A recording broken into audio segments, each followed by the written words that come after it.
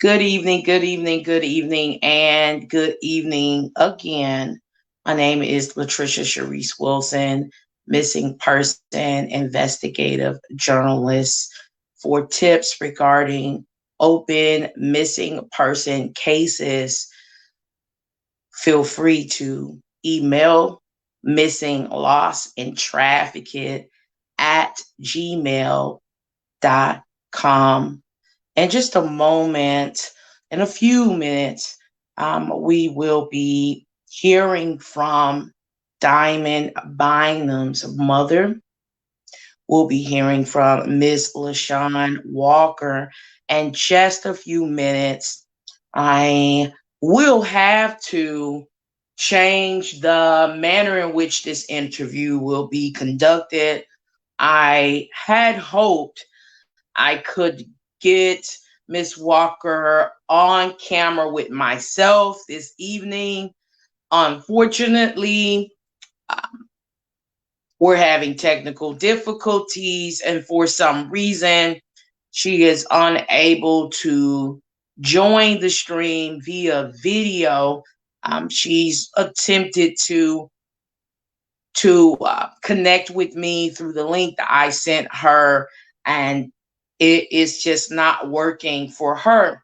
So we're going to have to go about this interview in a different manner. It's okay if we do that, um, being that you will still be able to hear from Diamond Bynum's mother.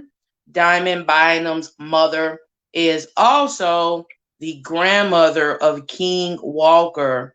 Both Diamond Bynum and King Walker, they both individuals have been missing for 6 years. For 6 years, ladies and gentlemen. And so, if you would just kind of bear with me right now, because I didn't want to keep changing the time of this interview. Didn't want to do that. And I'm having to make last minute adjustments to the broadcast this evening. So I'm making some adjustments that I didn't intend on making, but I'm doing that today. So just kind of bear with me as I do this. I am connecting my Bluetooth speaker. We will be hearing from Shann Walker, mother of Diamond Bynum, grandmother of King Walker, in just a moment. So I am connecting my speaker, and I do apologize that I could not seem to get her brought on camera today. Unfortunately, I could not. There's some sort of technical errors or something going on, and just couldn't get her on screen. But we will be speaking with her via telephone today. And so that's what will be happening. I'm going into my settings right now because I will have to speak with Miss Walker. I will be speaking with her via telephone call today. And so we'll have a telephone conversation. I'm connecting some things. Just bear with me. A lot of times when you are in the midst of a broadcast or proceeding to conduct one, something will go wrong, not go quite right the way you expect it to go. And we have to figure out another way, okay, of getting information out to individuals. And that is what I'm doing. Just going in an alternate route right now. I have a few individuals watching. And so thank you for taking the time out to watch this stream today. Thank you so very much.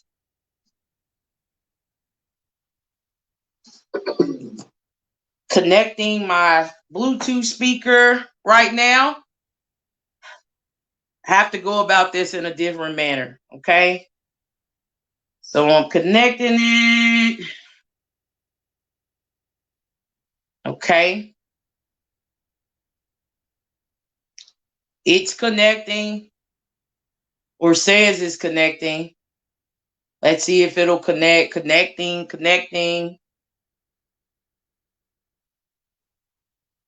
to the Bluetooth.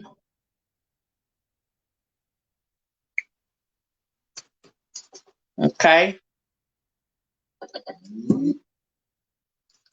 I'm going to try to do this again. All right. Having technical difficulties. I have to work out the kinks right now live.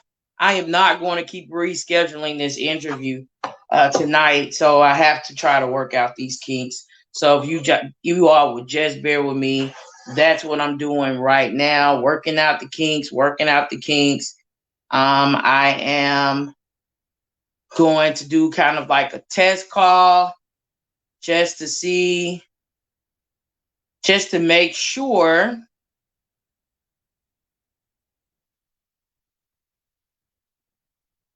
I just want to make sure that everything is good in terms of the audio.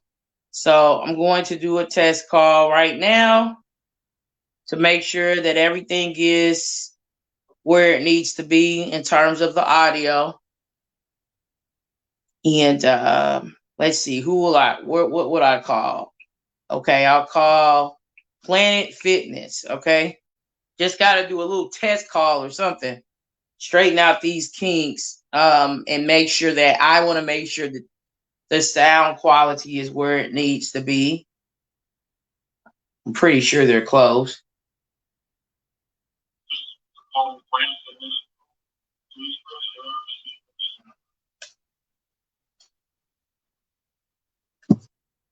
Okay, connected.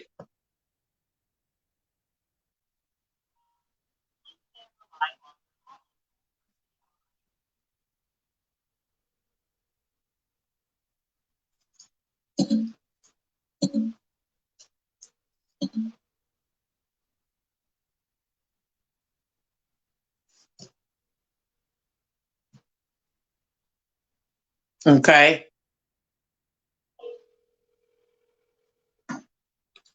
Well, it's pretty loud, but not quite connected to my speaker. That's the thing. That's odd. All right. So thank you again for taking time to join this broadcast on today. My name again is Latricia Wilson. Before I place a phone call to Miss Walker today, I am going to go to my page, as I did have some technical difficulties at the very last minute. As I was attempting to start this specific live stream. And so, being that is the case, I'm making adjustments right now. So I'm making those adjustments live right now. I'm going to copy this link and I'm going to share it out.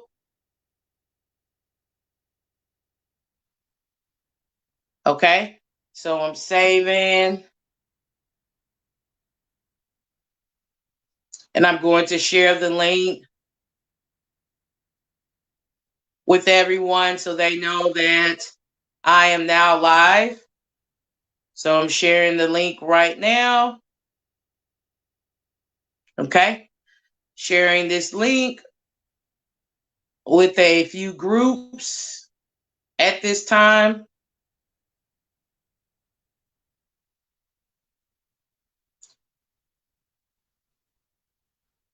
And then I'm going to place a call to Miss Walker. Okay. Right now, I'm just attempting to share I want to share this specific live stream out to a few groups. So that's what I'm doing right now. If you're like, what is she doing? Sharing this live stream out to a few groups. So that's what I'm doing. I'm going to also share the link with, and hopefully now that I am live, I can get her on camera. That's very important. Okay, so I'm going to message Miss Walker and let her know that I'm live now. I am live now. Try again. Okay, so I'm messaging her to let her know that I am live right now.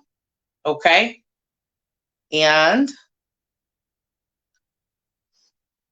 I'm going to just invite other individuals to this specific live stream today.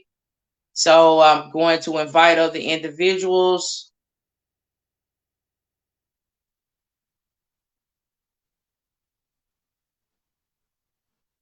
I'm going to share this live stream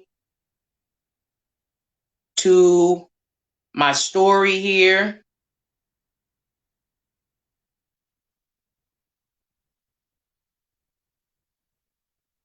Sharing this live stream to a few groups. Gary, Indiana group. Sharing it to Missing, Lost, and Trafficked. I'm sharing this group to the Missing. Let's get these people found. I'm sharing this live stream to the Gary 219 scanner group. I'm sharing this live stream to the New Black Panther Party or self-defense group. I'm sharing this live stream to Missing and Murdered Children group.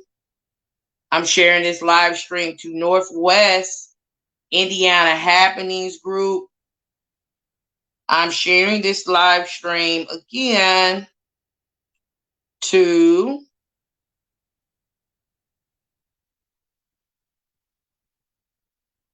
Missing People 2020 group or 22 through 2021, I believe. I'm sharing this live stream to the Recovery Channel. I'm sharing this live stream to Missing Women and Teens and Girls group. Some of these groups will accept the share, some will not, but that's fine. I'm sharing this live stream to Dark Side GI Hood Spot right now. I'm sharing this live stream to Missing Diamond and Bynum and King group. I'm sharing this live stream to What's Happening in Northwest Indiana group. There are hundreds and thousands of people, and some of the groups, hundreds to thousands of individuals that are members of these groups, okay, that I'm sharing a live stream to. So I'm doing this for a purpose. I'm sharing this live stream to, we're doing group shares right now. A lot of group shares. Help find Diamond, Bynum, and King right now. So I'm sharing the live stream to help find Diamond, Bynum, and King. I'm sharing this live stream to Missing Children Awareness. Okay. So Missing Children Awareness Group.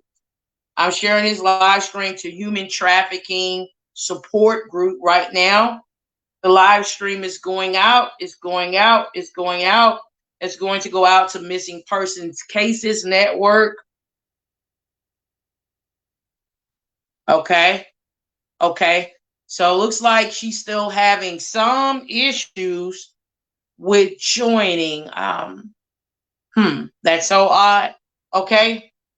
So I've shared this live stream out to a few groups. I have 10 plus people watching, which I expect for that to go up in terms of the individuals that are watching. And so I expect that that number will rise. Please invite others to this live tonight. Please invite others to join this live stream on tonight. And thank you so kindly. Thank you so kindly. Okay.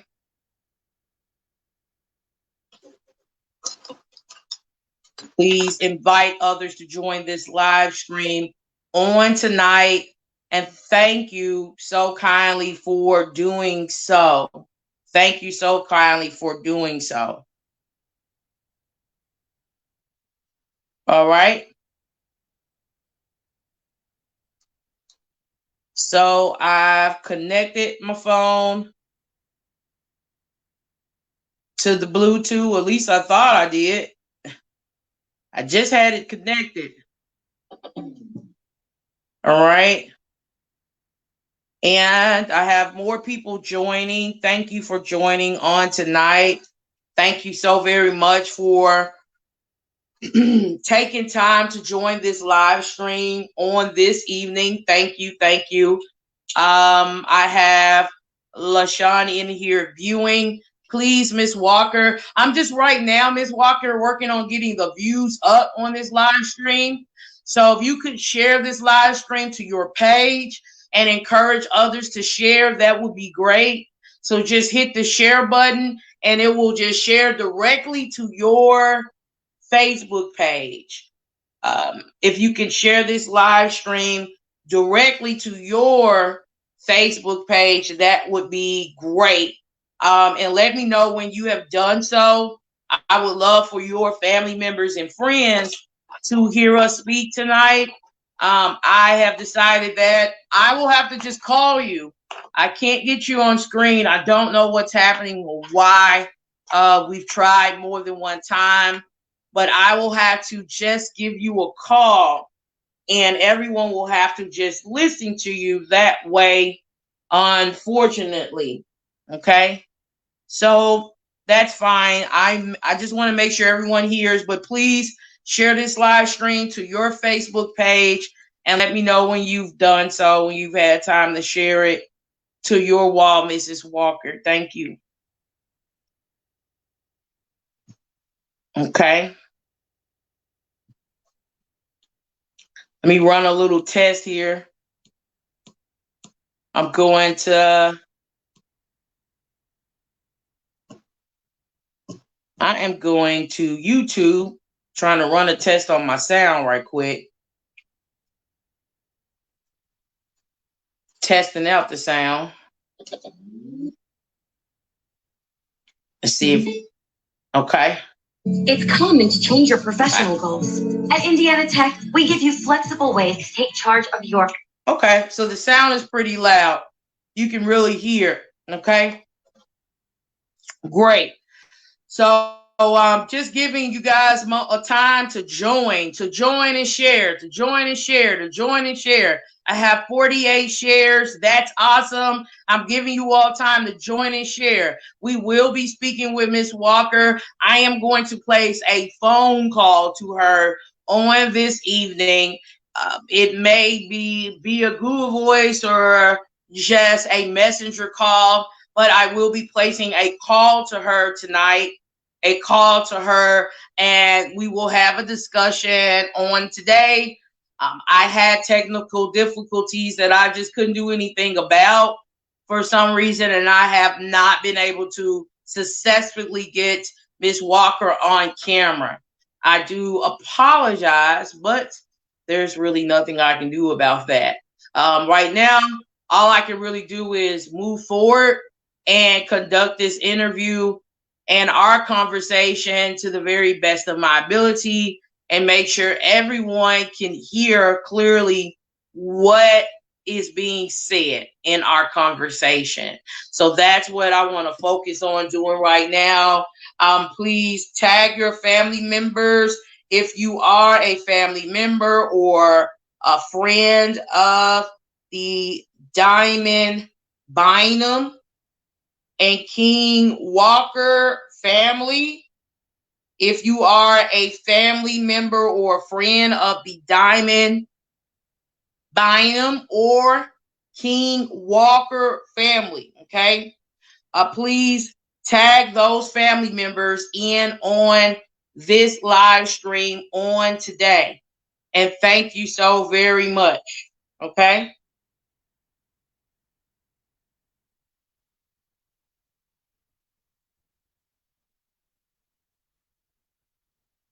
So I'm making a post right now.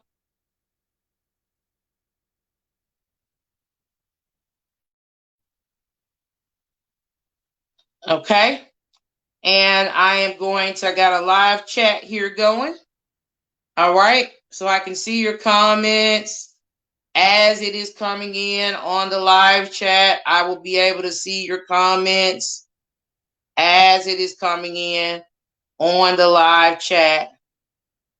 I will be able to see your comments, which is great.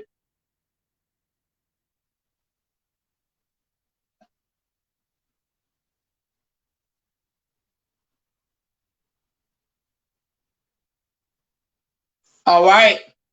Okay, great. So before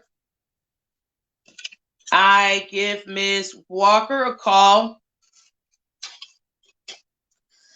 I want you all to know that, excuse me,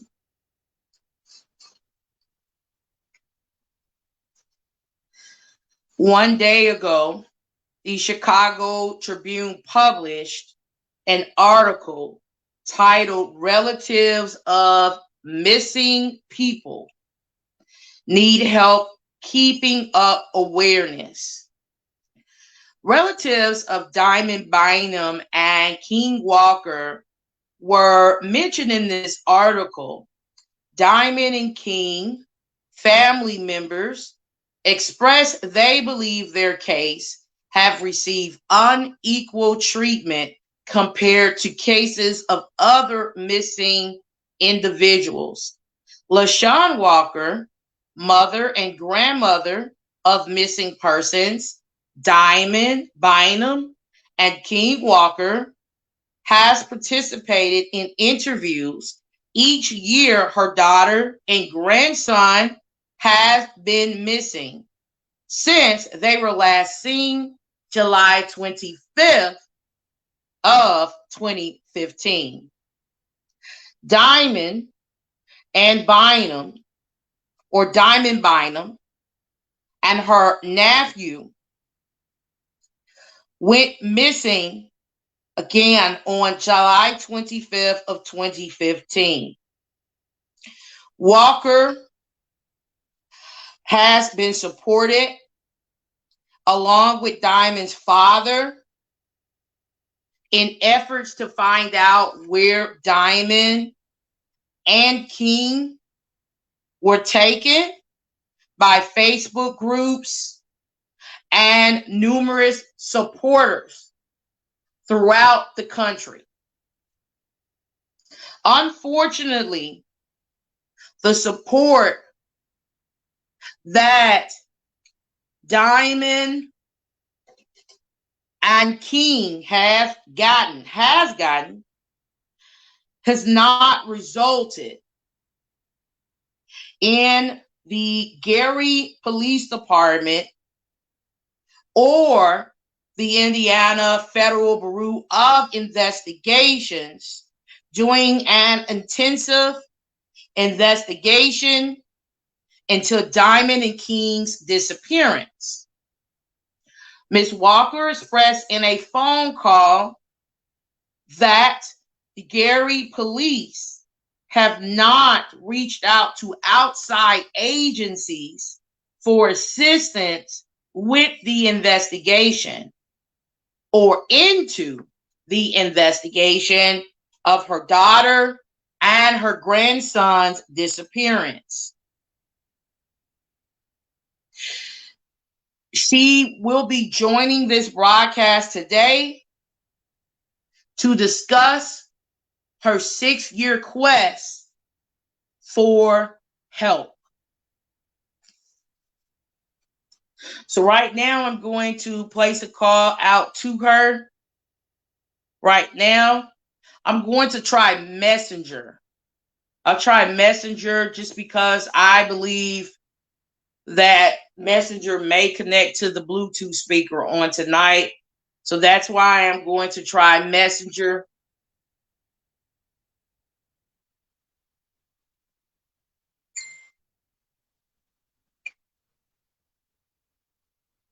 So I'm going into my Messenger account, and I am going to attempt to make a phone call to Miss Shann Walker via Messenger, okay? Via Messenger. All right. So let's see if I can make the call right now.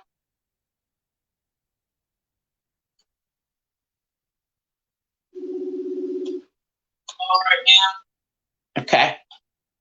Hello. Hello. You can turn the camera off. I was trying to connect us where you can speak with me just in audio so people can hear us on audio. But if you want to keep it on, you can, but because I have the stream going right now. So you don't have to have the camera on necessarily. I'm trying to figure out another way of doing this. I don't even know how to cut the camera off. Oh, okay. Okay, that's fine. You can keep it on. That's fine. Okay. So I do have you here. I want to make sure that I'm just trying to make sure that the sound is where it needs to be, because I want people to be able to hear you speaking to me today. That's very, very important. All right. I have my Bluetooth speaker on. Okay. All right. I have it on. And let's see. Okay. All right.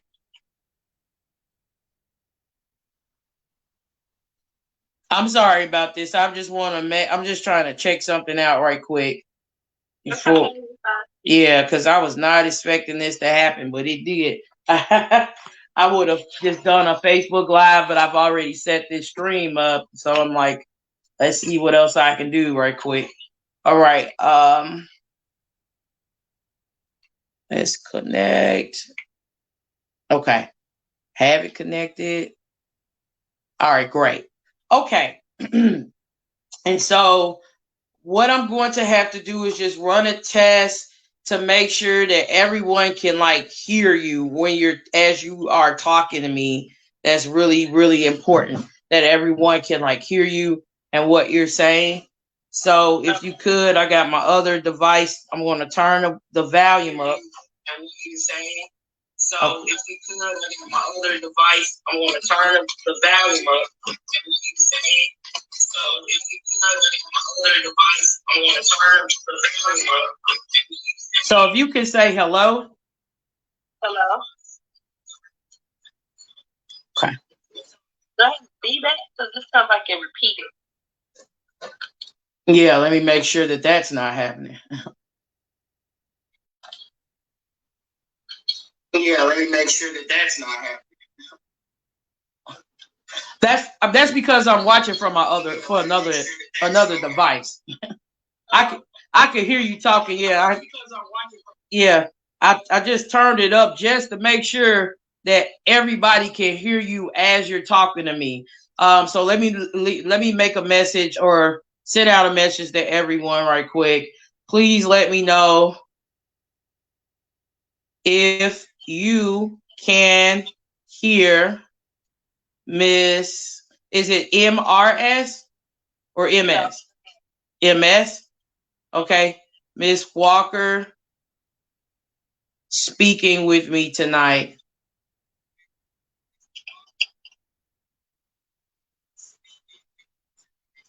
Via audio. Let me know if there are issues. Let me know if there are issues. Okay. So hopefully I'll tag one of my good Facebook friends in here. She's going to let me know exactly what's going on. Hold on. Let me get her in here. All right. So I got her there. All right, my mom's there. I know my mom's gonna let me know what's going on. She ain't gonna leave me hanging. Okay. Okay. So thank you for taking the time out today. Thank you for taking the time out to speak with me today, Ms. Walker. I know we were not able to connect via video stream. You're connecting with me via phone call right now. So I know that that's the case. And but I still wanted to speak with you regarding your daughter's disappearance and regarding King's disappearance as well, your grandson. And so I think it's best that we kind of go back to July 25th of 2015. And I'd like to know tonight, I'd like to know, Miss Walker, when exactly did you learn Diamond and King had gone missing? Was it on July 25th or a few days after? I found out on July 25th. My daughter's, my kid's grandmother came to the house. Well, first she called my son, and if something didn't seem right, and then she came to the house, and I don't know. She was acting a little strange. I don't know what was going on. She didn't tell me what was going on. But my daughter called later, like around 12, and she told me that Diamond and King was missing.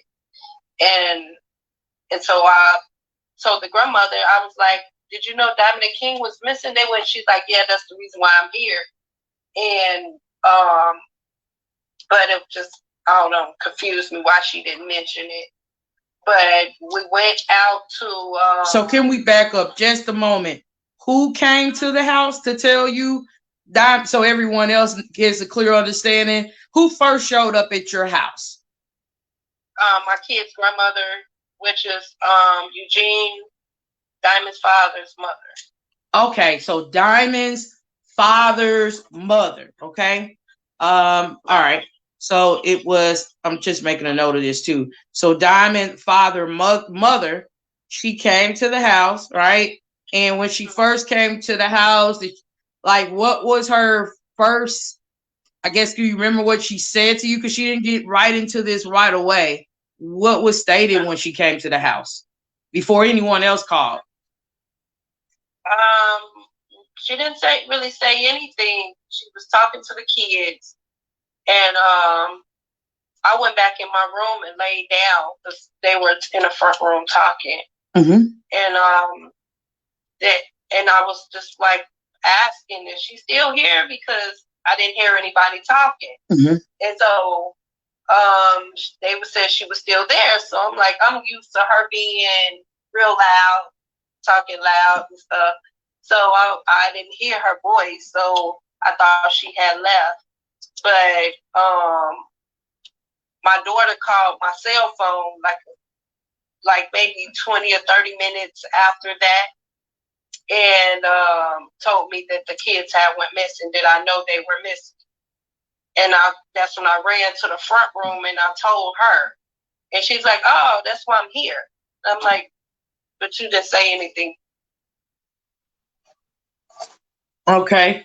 So, I mean, what was her demeanor when, see if we're reconnecting or something like that.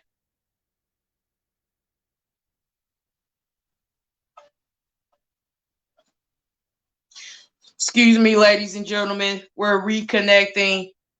There's been a brief disconnection, and I am going to call her back. I'm going to call her via, okay. Hello, Miss Walker? Hello? Yes. Is it okay if, Yeah. Is it okay? Yep. I know exactly where we left off at. Is it okay if I just call you? I'm just going to call you off of Messenger. I don't want any interruptions. I think if we just do a regular phone call, maybe we won't have any problems, but that's what I want to do. Yes. I'll just call you straight out. Yes. I'm sure. All right. Thank you. So I'm calling Miss Walker back. This is an audio interview, ladies and gentlemen.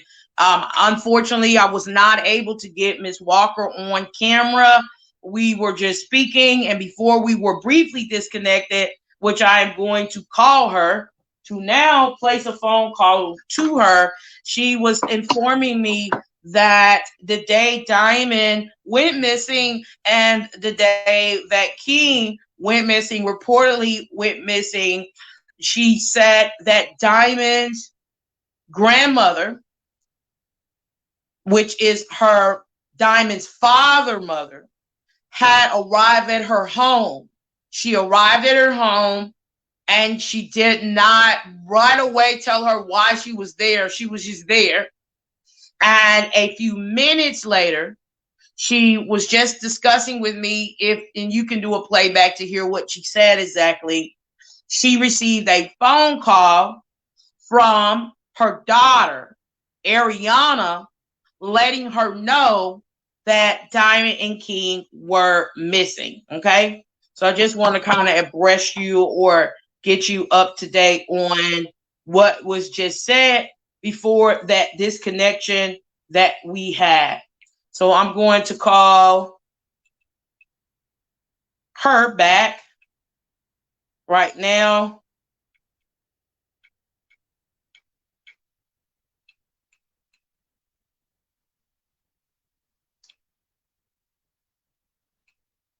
Calling Miss Walker.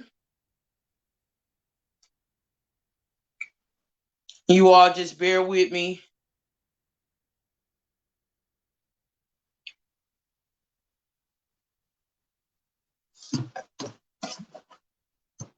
Going to call her right now. I do apologize for the interruptions tonight into this interview, into this discussion. I'm having some strange things happening during this discussion, and I'm not sure what to make of it, but it really is odd for some reason. I don't know why, but it's odd. I'm looking for her number. Don't see it. I saved her number in my phone. It was there. That's weird. Okay. How odd. Okay. So I'm going to go and send her a message. I apologize, ladies and gentlemen. I really do. Okay. Please send your number, phone number.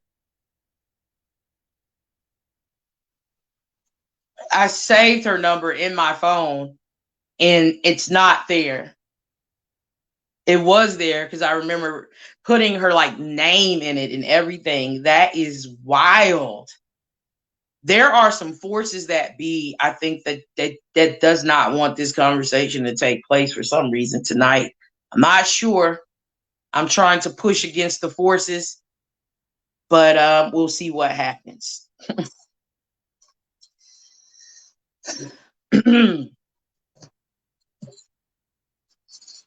So I've sent her a message, and we are going to convene our conversation in just a moment.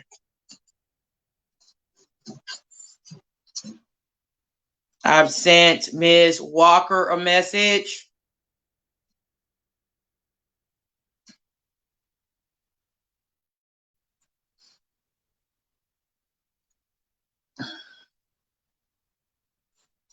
And I'm just waiting on her to message me back. I really hate to leave where I am right now because I do have her. I have the number written down. Okay. So, yeah, just waiting on her. I think she's there, and let her know. Let me go to this specific broadcast. Give me just a moment. All right. So, yeah, I'm waiting for you to send it to me, your number. I don't know what's going on. I saved the number and your number in my phone. I don't know where, and I don't see it anywhere. This is odd. This is odd. Okay. So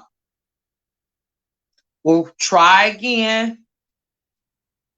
They say at first, if you don't succeed, try again. That's what I'm doing.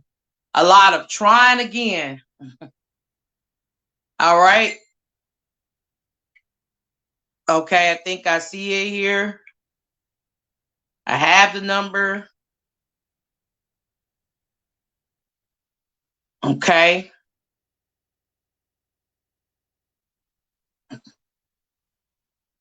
And I'm going to call you because I'm calling from another device, not the one that I'm on right now. So, okay. I'm calling you. We're trying again. All right. This should work.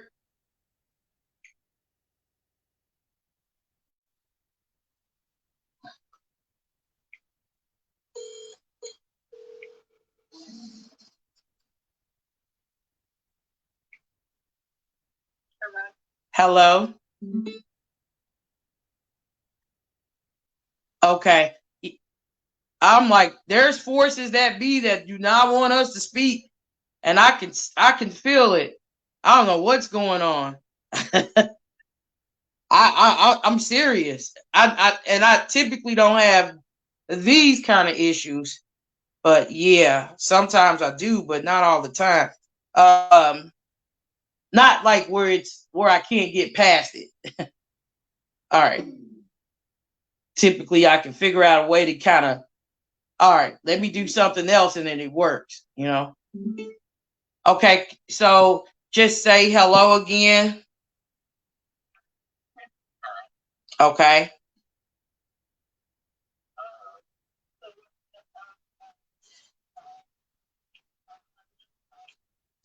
And she told me they were missing. And I went out there. We hopped in the car and we went to Indiana. I went to Eugene's house first, and they told me that they were missing. Michelle said that she laid them down for a nap. They woke up early. They ate breakfast. They laid down for a nap, and she said when she woke up, they both was gone. And she said she called Eugene first, and then she called the police. And he told her to call the police. And when we went out there, there was only one police officer that they said was scheduled to, I guess, do anything about the case. But he was doing a traffic stop. They said they really don't have the one the case, but because they really have to be missing for 24 hours in order for them to do extensive search or whatever. But they had someone that was just doing his regular job and just looking out. So, but he was on a traffic stop and talking to some other people. So I drove off and I began my search. Me, my son, and my ex-boyfriend, Darrell, we drove around searching, asking questions, asking people, have they seen them anywhere? And we searched for days. Days, I didn't get sleep. I just stayed up like literally the whole day and night, just driving around and like going to the local McDonald's to maybe take a little nap or something like that. And there was a couple people that said they saw them. And one was, I don't know if this was days later, it was a girl girl named Diamond. I believe her name was Diamond. And she said they were seen with some guy named Terrence in a park.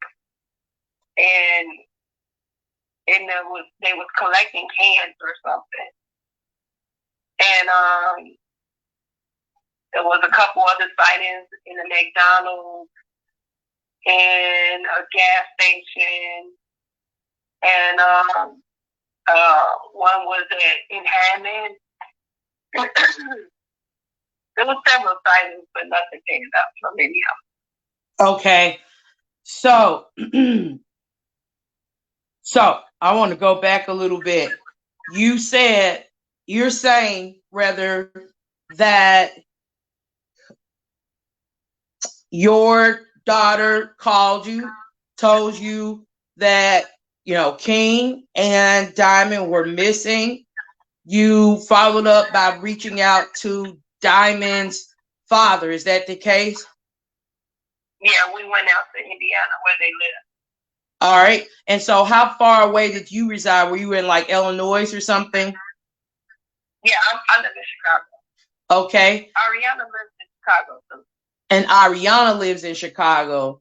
Diamond and Diamond's grandmother, which is Diamond's father's mother, resides in Chicago as well, right? Yeah. Okay. So when you got this news, you followed up by reaching out to Diamond's father and stepmother at the time. Is that correct? Yeah. I didn't call them. I just went straight out there. Okay. So you just drove over there. And then I know I'm asking you a lot of questions, but there's so many unanswered questions and there's so many misconceptions about what happened, how it happened. And so that's why I really want to kind of fine tune our conversation so everyone can understand exactly what happened. And at least from your perspective or viewpoint. And so there wouldn't be any misconceptions in that regard. And so you drive out there, and Diamond's father is not home. Mr. Bynum is not home at the time, right? But the stepmother is at home. Is that correct? They both were there when I got there. Are you talking about when they went missing? Yes, the day they were missing and you drove out there that day. Was he at home? Yeah, they were there when I got there. Okay, so they both were at home by the time you got there. But when she went missing, was Mr. Bynum at home when she went missing? No. Oh, I'm sorry. He said he left for work at 6 that morning. Okay, so that's why I want to get an understanding of. He had left for work at 6 that morning, 6 o'clock, and this is July 25th, 2015. I really want to focus on this day. So he was at work. When was his work shift supposed to end? It's supposed to started. I think he worked at the flea market. Okay. And it opened, I think, like 8 or 9 or something like that.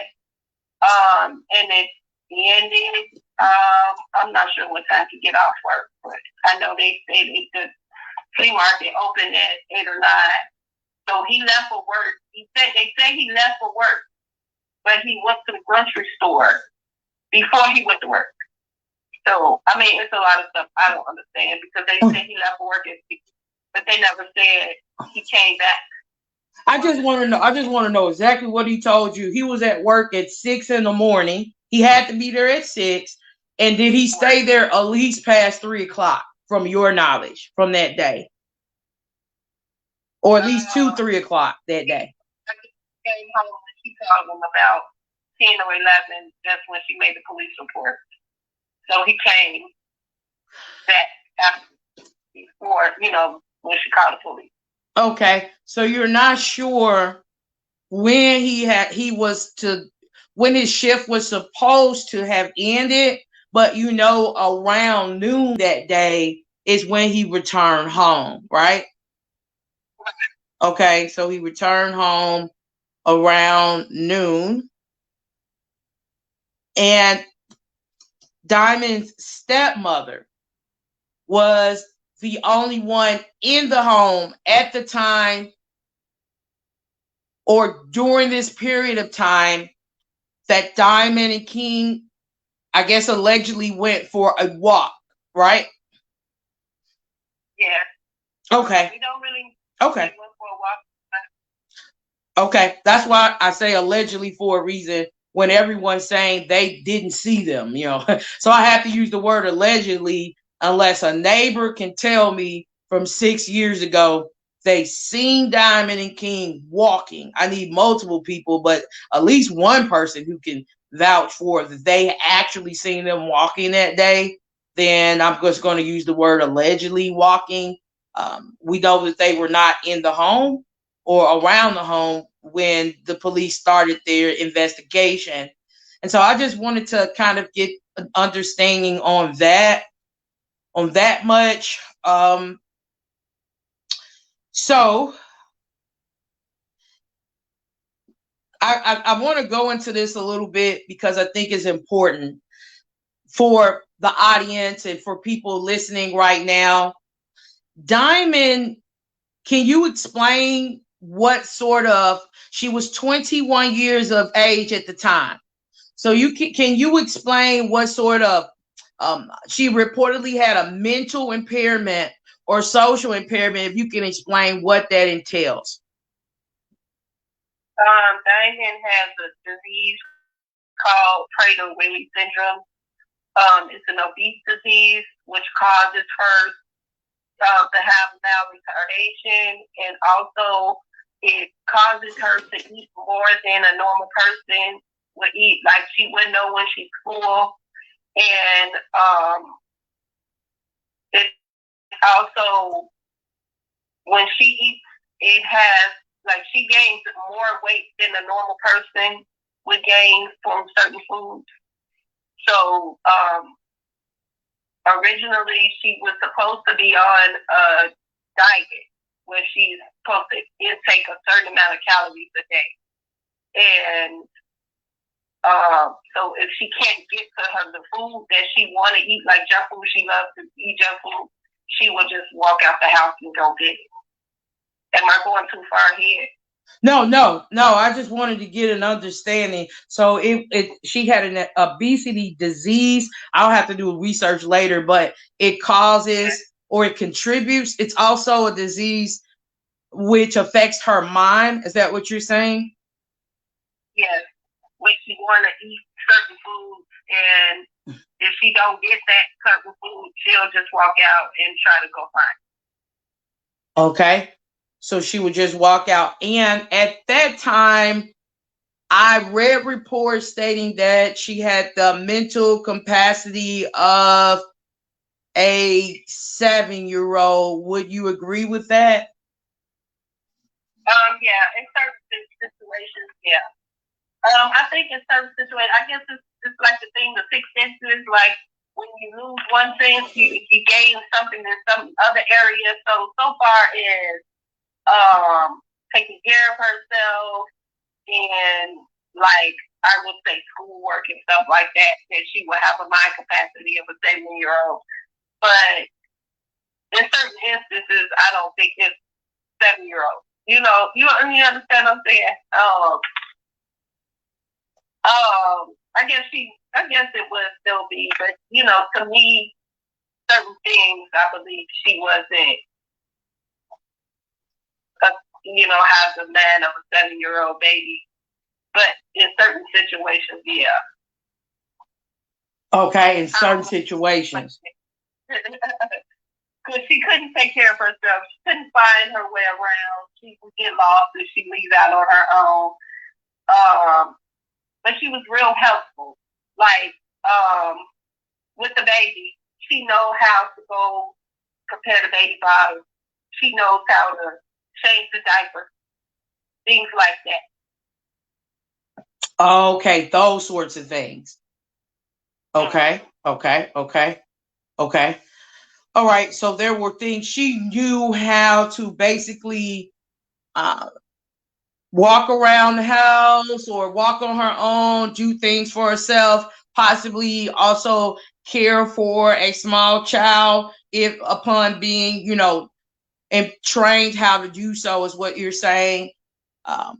And like take care of cleaning, sanitation, things of that nature. She was able to do that on her own is what you're saying, right?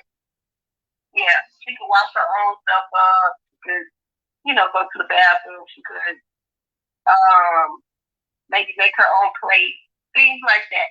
So she couldn't go get a job and make money to take care of them and things like that, or, you know, personally just say, I got to go to the store and get him some diapers, or go to, you know, stuff like that. But just right there, she would be able to change his diaper if he, you know, used the bathroom on himself, or she could go to the refrigerator, you know, get him milk out the refrigerator and stuff like that. Okay. And I'm asking about her mental capacity because reportedly her stepmother had taken a nap. And from what I'm reading, it did not seem to be a surprise that Diamond was outside while she was inside taking a nap. And so with her having the capacity of a 7-year-old, and a 7-year-olds are, you know, naive, can easily be manipulated, that those sorts of things. I'm wondering why she would have been allowed to go outside. That's one thing that I was wondering. Or for someone to knowingly know she's outside with a 2-year-old and be asleep. They wasn't outside. Okay. She said she laid them down. She fed them both, and she laid them down. She said she laid King right beside her in the bed next to her. Oh. And she made Diamond a pallet on the floor or in her bedroom. So they were all supposedly be going to sleep when she said she accidentally dozed off. Okay, so is this something that she typically, do you know she typically, I guess she like made a bedding for Diamond? Is that what you're saying? Yeah, she made a pallet. She put a little blanket, folded a little blanket on the floor and laid her on the floor. Okay, on the floor. And then she had King beside her. So they were not supposed to be outside. I just want to, because a lot of people were under the impression that she just knew that they were outside and they were just regularly outside and walking around without, and the parents knew this. And you get what I'm saying? Yeah, no, they were in the house and the doors were locked supposedly at the time. But no, she don't just let her go outside. From, you know, I from what I've heard, because I never personally been in the presence of her and them at the same time. So, but from what they tell me, she wasn't out. They wasn't outside. They were not outside when she went in. When she went, and had she had talks with her about going outside, or you know how you talk to a child, being that she had the capacity of, I guess a 7-year-old. Had she talked to her and told her you are not to be outside when when we're asleep, or when I'm not, had those talks taking place? Do you know?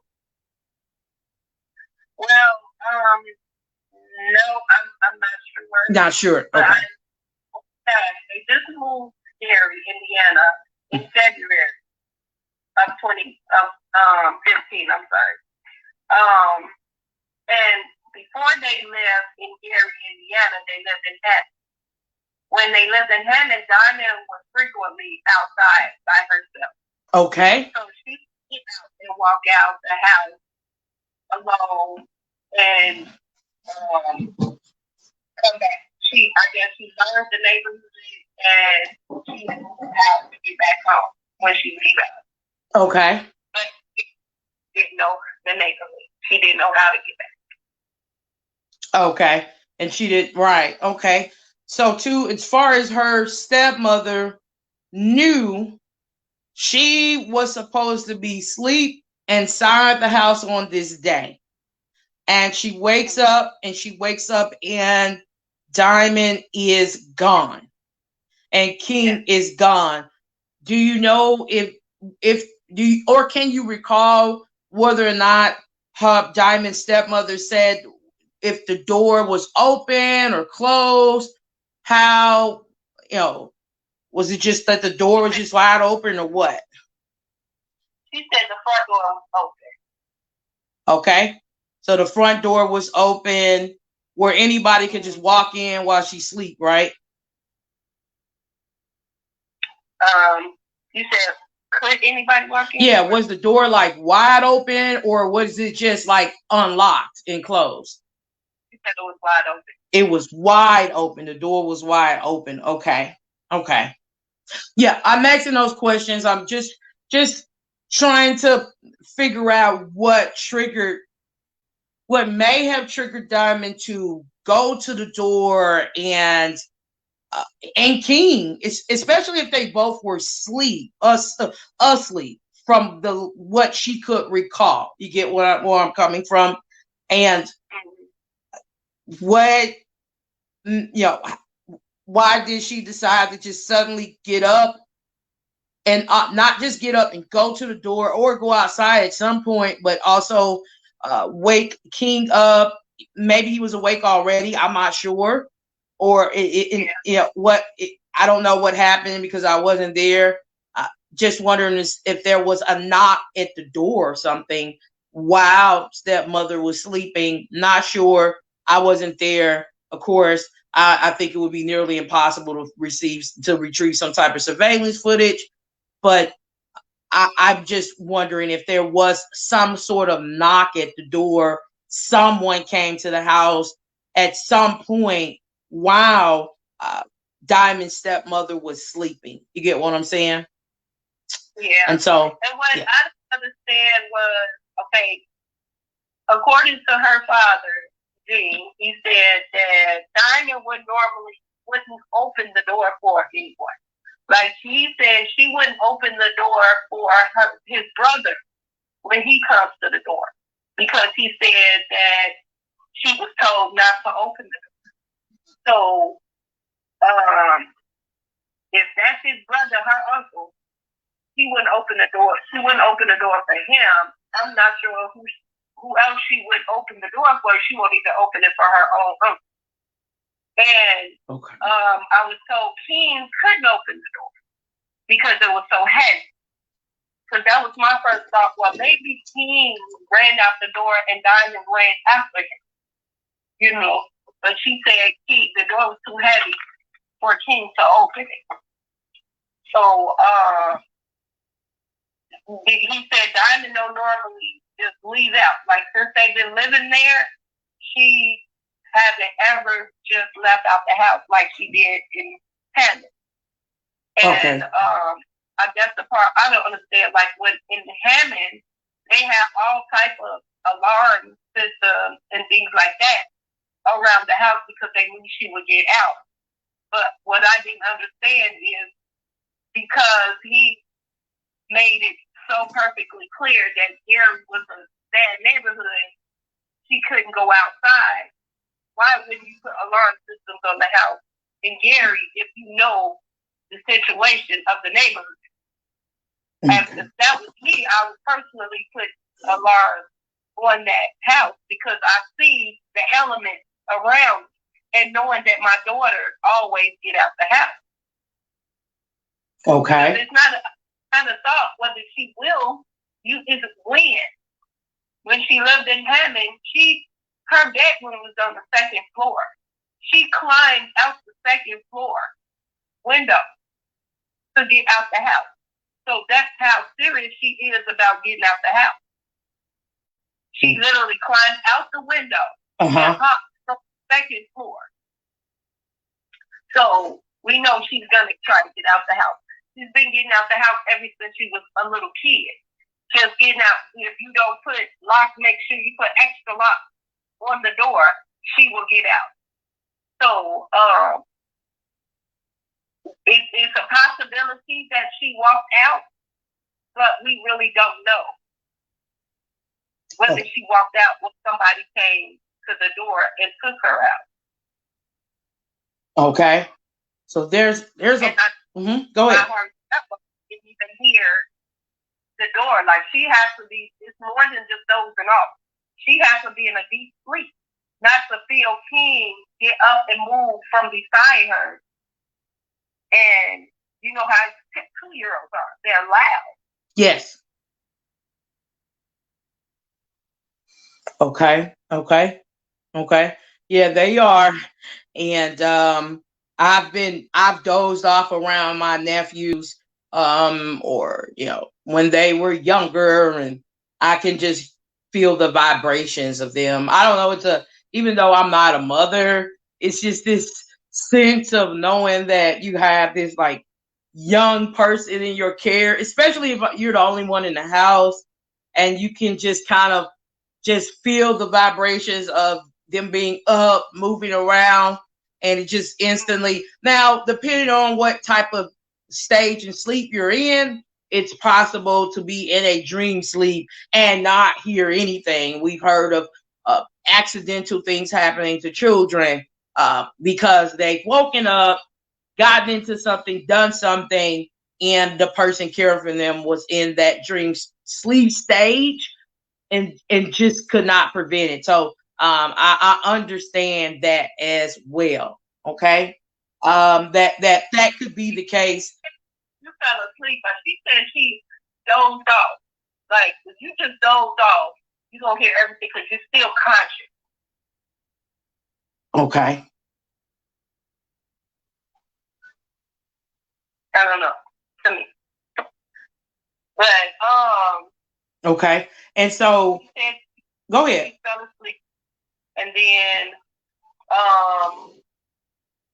she said she also, I spoke to a couple neighbors, and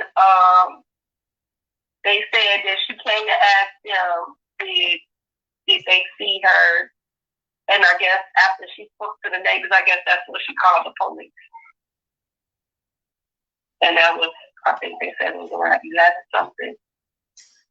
So before she called the police, her stepmother did go and speak to neighbors, and you was able to verify that, asking neighbors had they seen Diamond.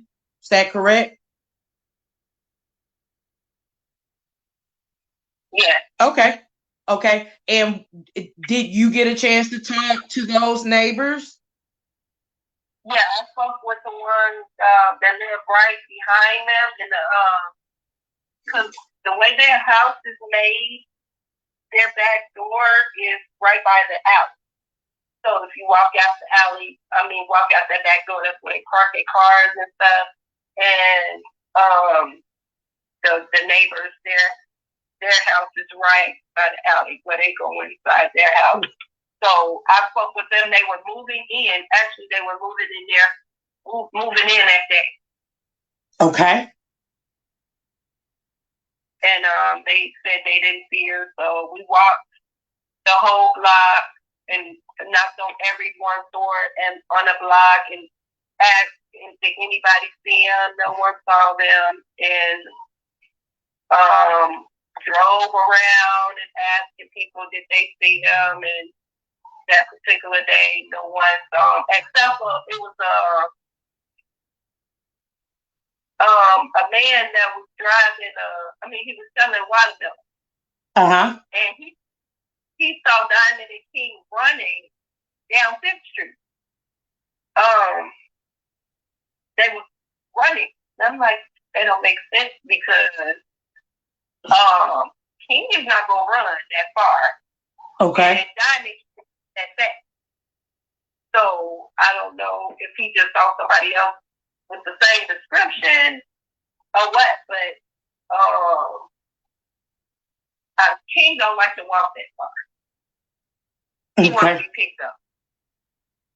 Well, we don't know really what happened. So being that we don't know what happened, how it happened, we don't know. No one's seen anything or has surveillance, so we can only, I guess, just make an assumption, or I'm not going to tell you what to guess or what to assume or what to make out of it. I just know that I couldn't really, if everyone's saying that we didn't see her leave out the house, at least on that block, and then someone else is saying, hey, I think I saw her and this little child, 2-year-old, I would just assume that at some point she was picked up, or even picked up from the house, or it was in a car or something. That's what I would assume. So I wouldn't rule out what that person was saying, being that they've not been found anywhere. It's possible that they were picked up at some point, and he may have actually seen them. He may have not. That description may have been 2 other individuals, not unrelated to Diamond or King. But I mean, there's always a possibility, being that obviously at this point there's a possibility she was transported somewhere by someone. So that's, otherwise we would have, everyone would have known where she was at some point. She would have been found. If they were just on foot and no one approached them at all with the vehicle. You get where I'm coming from? Yeah. But you are saying that a man did say that he seen Diamond and King on that day, or individuals matching the description of Diamond and King running. Yeah, he said he saw them running down Fifth Street, and so we drove down Fifth Street, looking on each side to see if we saw him, and we didn't see him. And then we went to the McDonald's. We eventually drove in the McDonald's. Someone said they saw them at McDonald's, but the police got the footage from the video camera from McDonald's, and they didn't see him nowhere on the video camera. Okay, yeah, it's possible they wouldn't, depending on where that video, where the camera is faced. So the positioning, the angles of these cameras, they're everything. I've walked up and down Fifth Street, and depending on where I'm walking on Fifth Street, if I'm across the street, it's very possible the McDonald's surveillance footage won't capture me walking across the street. You get where I'm coming from? Across, and I could be like in front of McDonald's walking past it, but if I'm not like in the parking lot, it's only has so much of range, if that makes sense, in terms of what is capturing around the neighborhood. Yeah.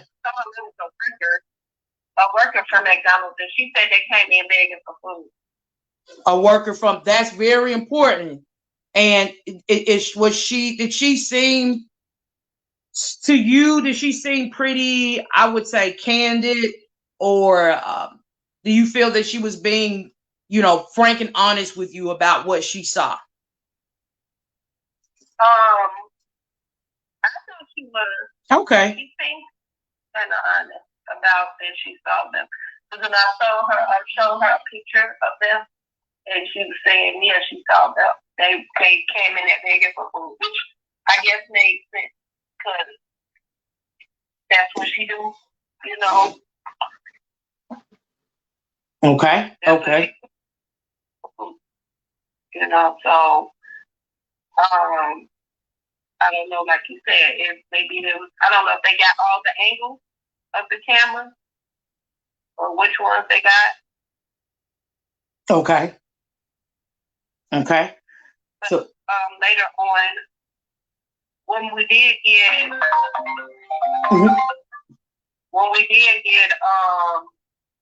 Homeland Security, they could you hear me? Yeah, I can hear you. I can hear you. I'm just making sure because I had to do this another way with you. So I want to make sure everyone else can hear you. So I'm checking what they're saying in chats to make sure other people can hear what you're saying. Go ahead. Oh, okay. So when the thing about it, when Homeland Security came in and helped out and did their investigation, they did the cadaver dogs or whatever, cadaver dogs, and they said they picked up Shann coming from the house, going down Clark Street. So I don't know. They didn't say from which part did they get from the house. Did they go down? I think they said they went down the alley, but they didn't say after the alley which street they went down. So I'm not sure if they went to Clark, and how did they make it to the Golo gas station? Because the Golo gas station is on like 15th and Clark. So it didn't make no sense how the man said he saw them walking down 5th if they ended up on 15th. And then that park right on Clark Street is the park right there. They be having the West Side park, what you call those, picnics or whatever. They had their picnic that particular day. And when I went over there, they also said they saw Diamond and King come over there and ask for food. But no one stopped them. And on that particular day, the tracks were barricaded. They had those horses things up, which you call those blue horse things that they block when they doing construction and stuff like that. They had those things up, going across the track. So I couldn't drive down that way because they was barricaded with those. So I'm still trying to figure out how did they cross the track if those things are up there. Okay, I want to go back because there are a lot of people that we've been talking for a while. That's fine. If we have to talk a while longer so everyone can get a clear understanding of what happened that day, what scent was tracked, where it was tracked, that's fine. Because there's been so many misconceptions about what exactly happened and what the police didn't do. You're saying at some point Homeland Security, they got involved, which would be connected to the FBI, correct? Yes, connected to FBI, yes. The state police, Gary police. There was a whole bunch of law enforcement connected doing search. Okay, so there were several agencies who began actively searching and trying to track, right, attempting to track Diamond and King's scent.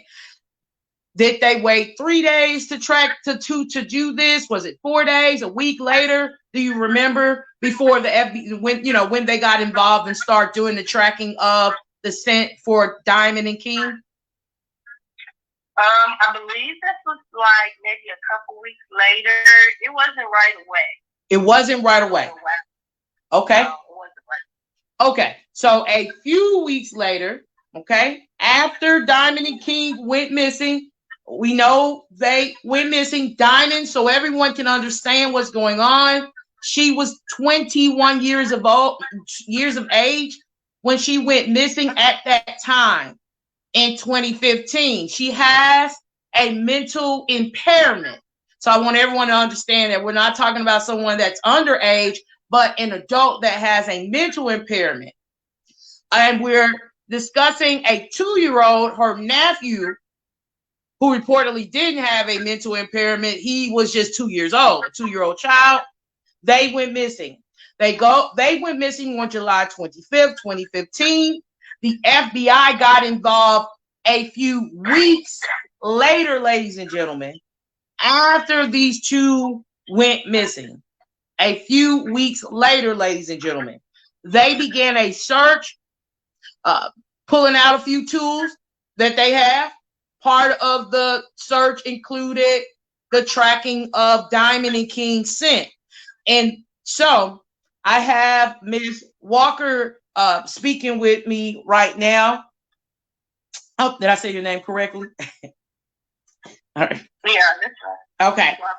Yes. Speaking with me right now. And she's saying that the FBI tracked Diamond and King's scent starting where? Where was the starting place again?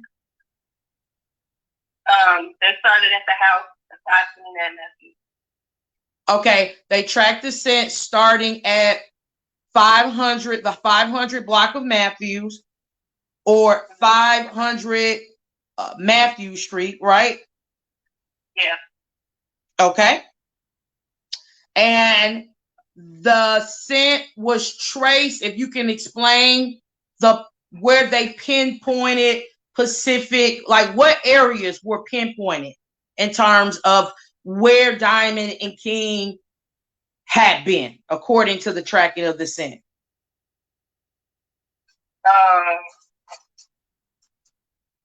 I don't remember the exact address. Okay, that's fine. But they were tracked there at the house.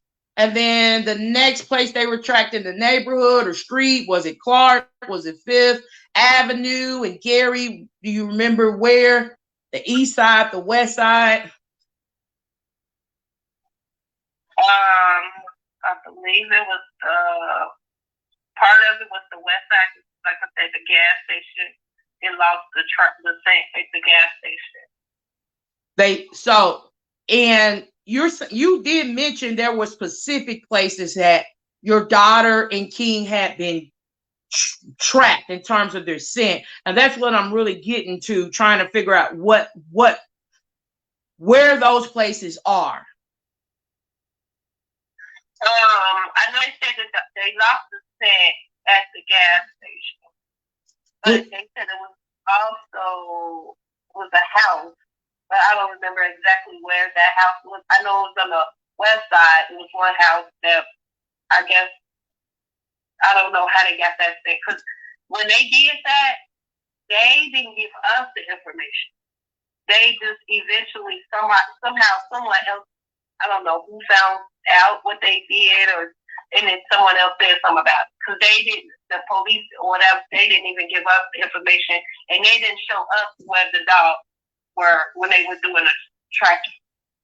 Okay. So, I just know later on someone showed me a house that they said originally was supposed to have been a house that they picked up the scent. But I don't even know the exact address. I just know like how to get there. Okay. But I don't know where. I couldn't tell you where it is because I really don't know Gary and Gavin like that. Okay, so the FBI gets involved.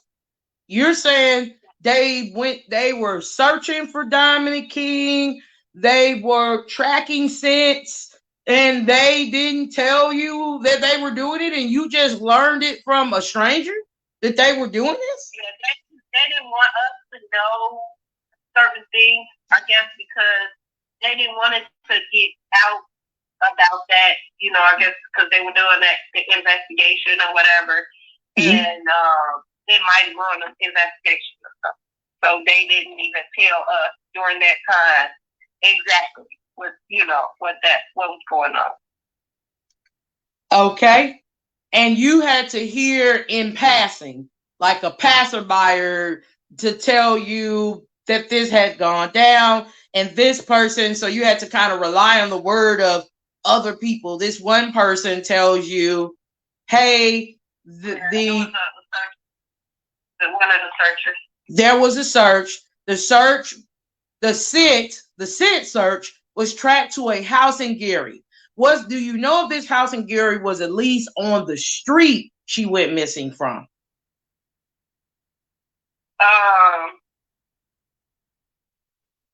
No, I know it's across street from a park or something. I don't know that. I know how to get there. Okay. I don't know the name. Okay, great. So you just know how to get there.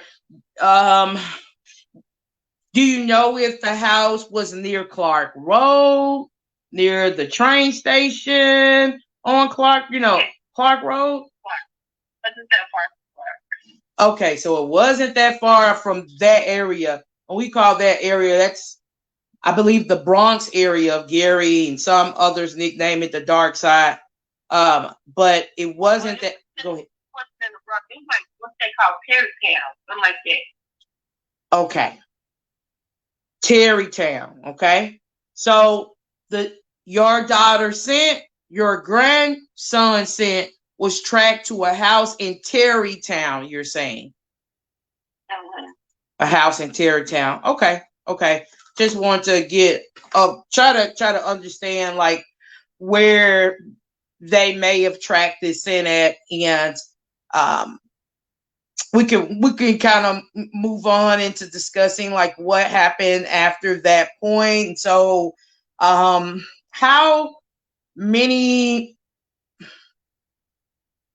I know I'm going back a little bit, but how many months or years had Diamond resided with her father and stepmother before she was last seen? Was she just supposed to be visiting for the weekend? Had she been living with them for a period of time?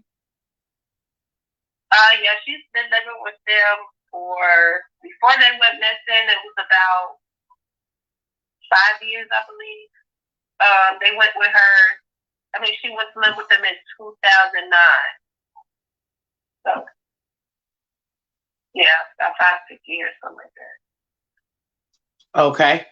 Okay. So she had been living there for a while. Okay. With her father for a while, for about 5 years, you're saying?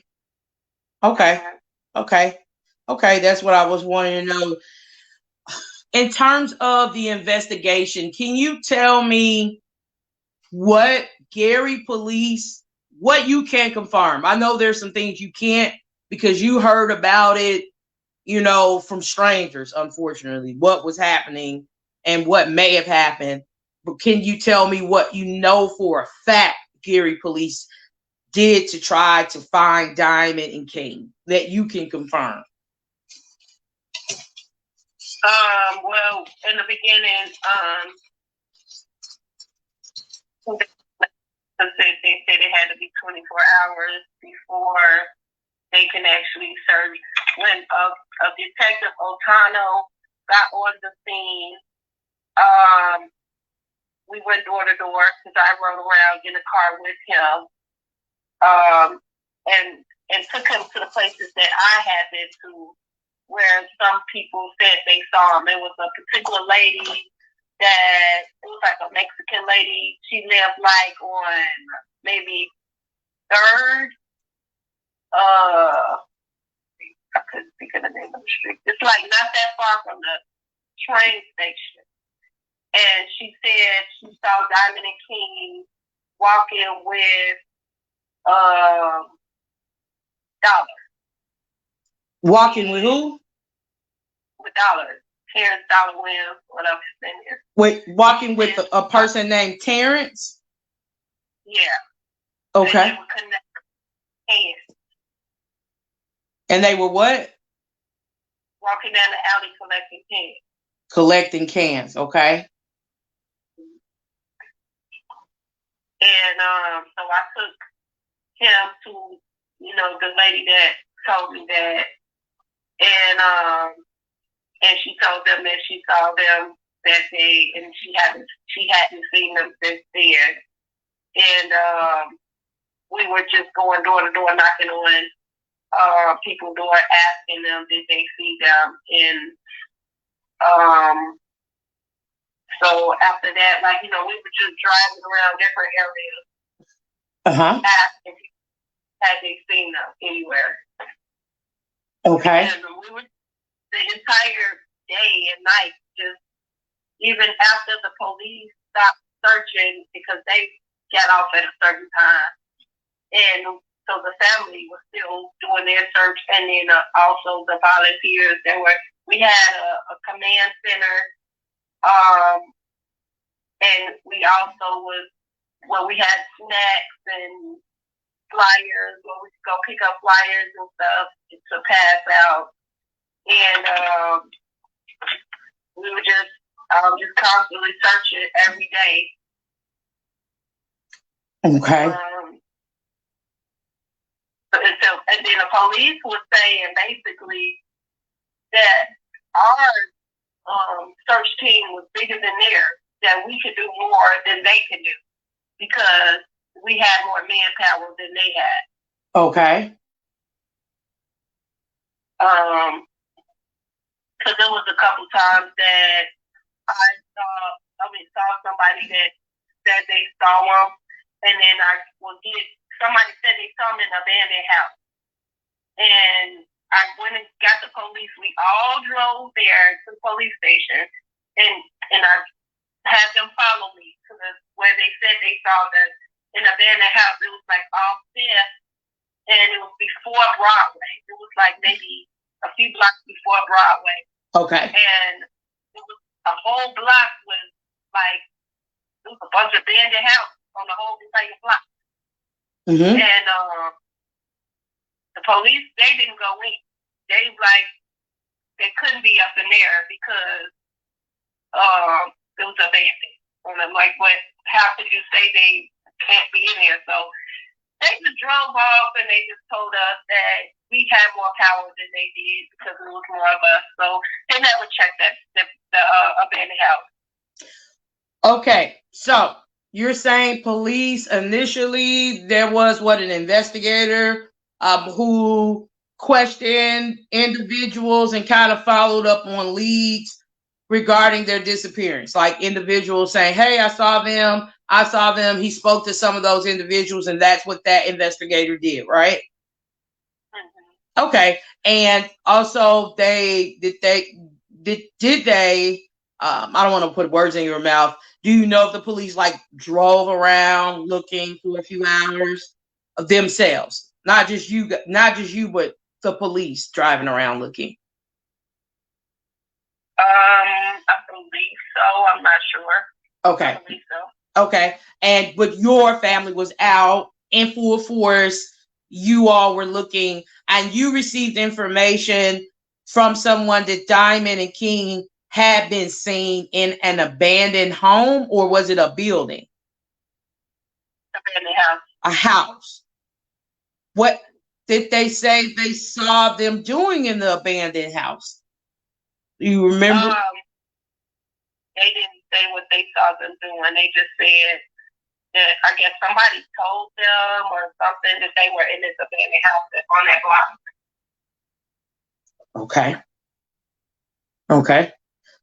So someone told them that this was like hearsay then, that I saw them in an abandoned building and they didn't say what they were doing in that abandoned building, right? Mm-hmm. That's odd, and you have no idea who that person was that told this other person this information, correct? No, I'm not. Okay. All right. Well, that's interesting. I'd like to know what would you have liked the Gary police to have done to help you find Diamond and King? I know that this has been a frustrating, painful 6 years for you.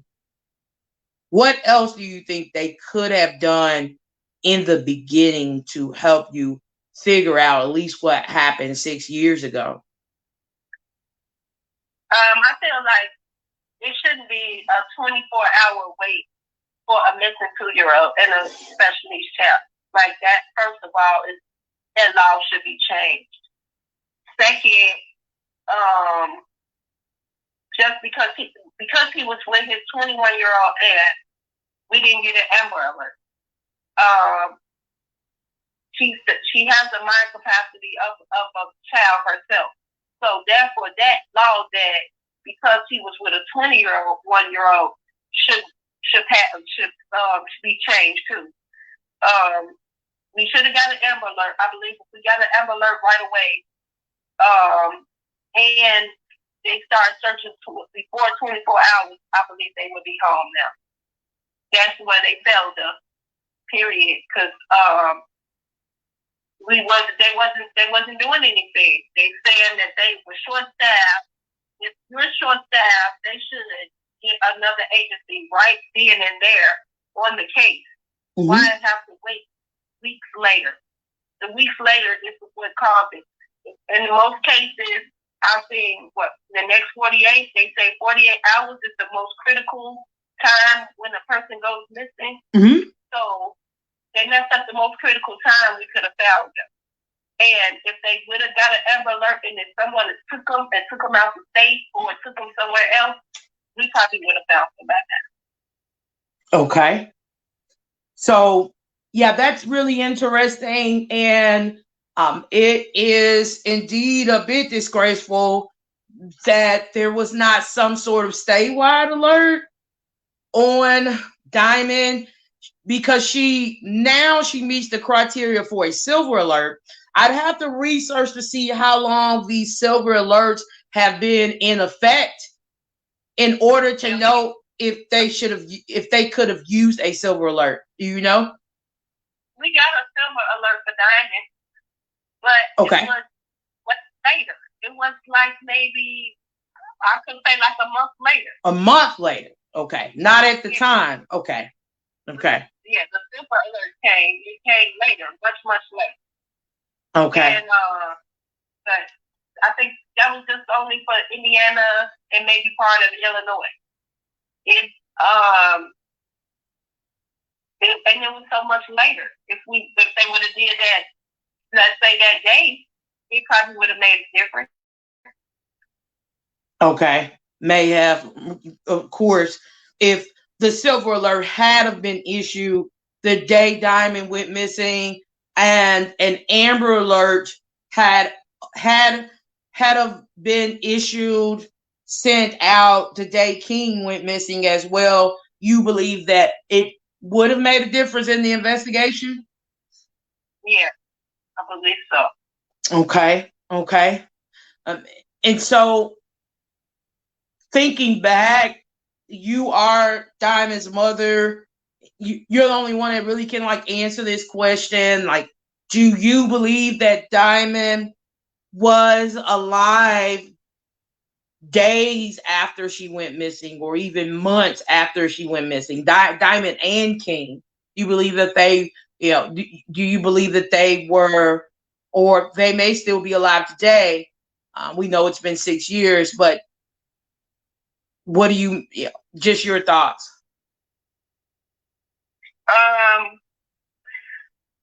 My emotions went back and forth so many times. It came across my mind a million times. It's just like the worst fear, thinking that someone took them and took their life, and that's why I did feel that there was not enough urgency on the law enforcement's part, because the way things happen, it happens quick. Most of the time when people go missing, they said, okay, they passed away the time they went missing, So we really don't know. I just try to keep the faith that maybe they're with someone that hopefully and prayerfully that they don't know that they're missing. Maybe they think that's her son, and she's been taken advantage of, and they call themselves protecting her or something. I don't know, but I don't know. Maybe it's because I've been so emotional about it. I can't really say. I know before the situation happened, mm-hmm. I had a dream about them. Before they went missing, I had a dream that I was saving them. They were drowning in some water, and I was saving them. I saved both of them. So that's the reason why I can't give up on doing whatever is possible, whatever I can do to try and find them. And it was so crazy because a couple weeks after that dream, they went missing. I don't know. I can't tell you if I don't know. People ask me that, do you get a feeling? Yes. You see some type of feeling or something. I don't know. because I've been so I don't know, maybe because I'm so close, I don't know. I couldn't even explain. I don't even know. I don't know, somewhat feel like, and prayerfully, I'm praying that they still here. But I don't know. I can't even answer that. I really can't. Okay. I understand. I was just wondering if you had like a feelings that of that, she definitely was somewhere close by, and that's just only something that you could explain, I guess, from a mother's perspective, given the bond you had with your daughter. Um, what more do you feel that Gary Police Department, perhaps the FBI, what other things could they have done? We know they could have done an Amber Alert, or King should have met the criteria for Amber Alert. A lot of times they won't.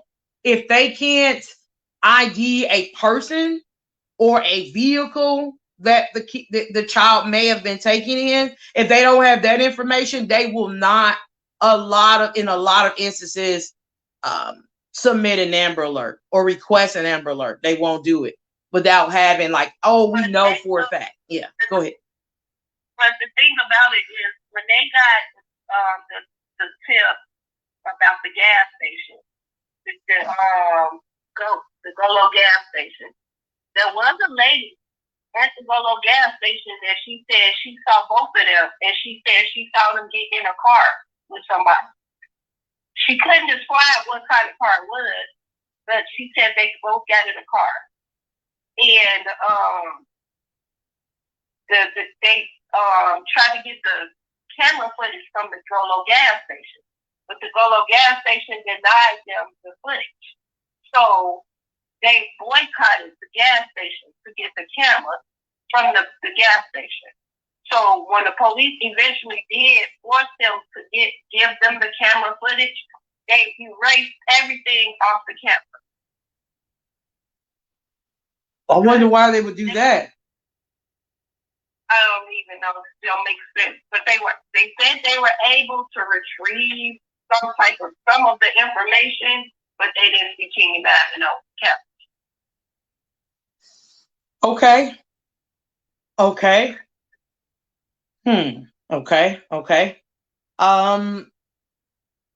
That is a bit strange that the gas station gave, I guess, investigators a difficult time.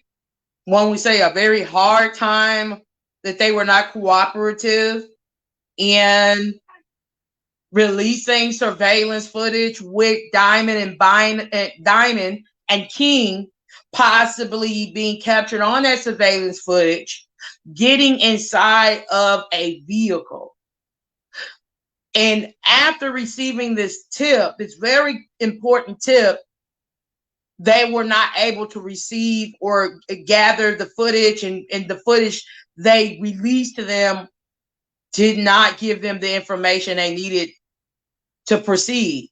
That's very interesting. I know that there are some specific requests that you've made to the Gary Police Department. You've reached out to the mayor of Gary, Indiana. What are those requests that you have made in recent days, recent months, regarding this investigation, what you want to see happen now? Well, I recently reached out to Commander Hamady, which is Sergeant Wolf's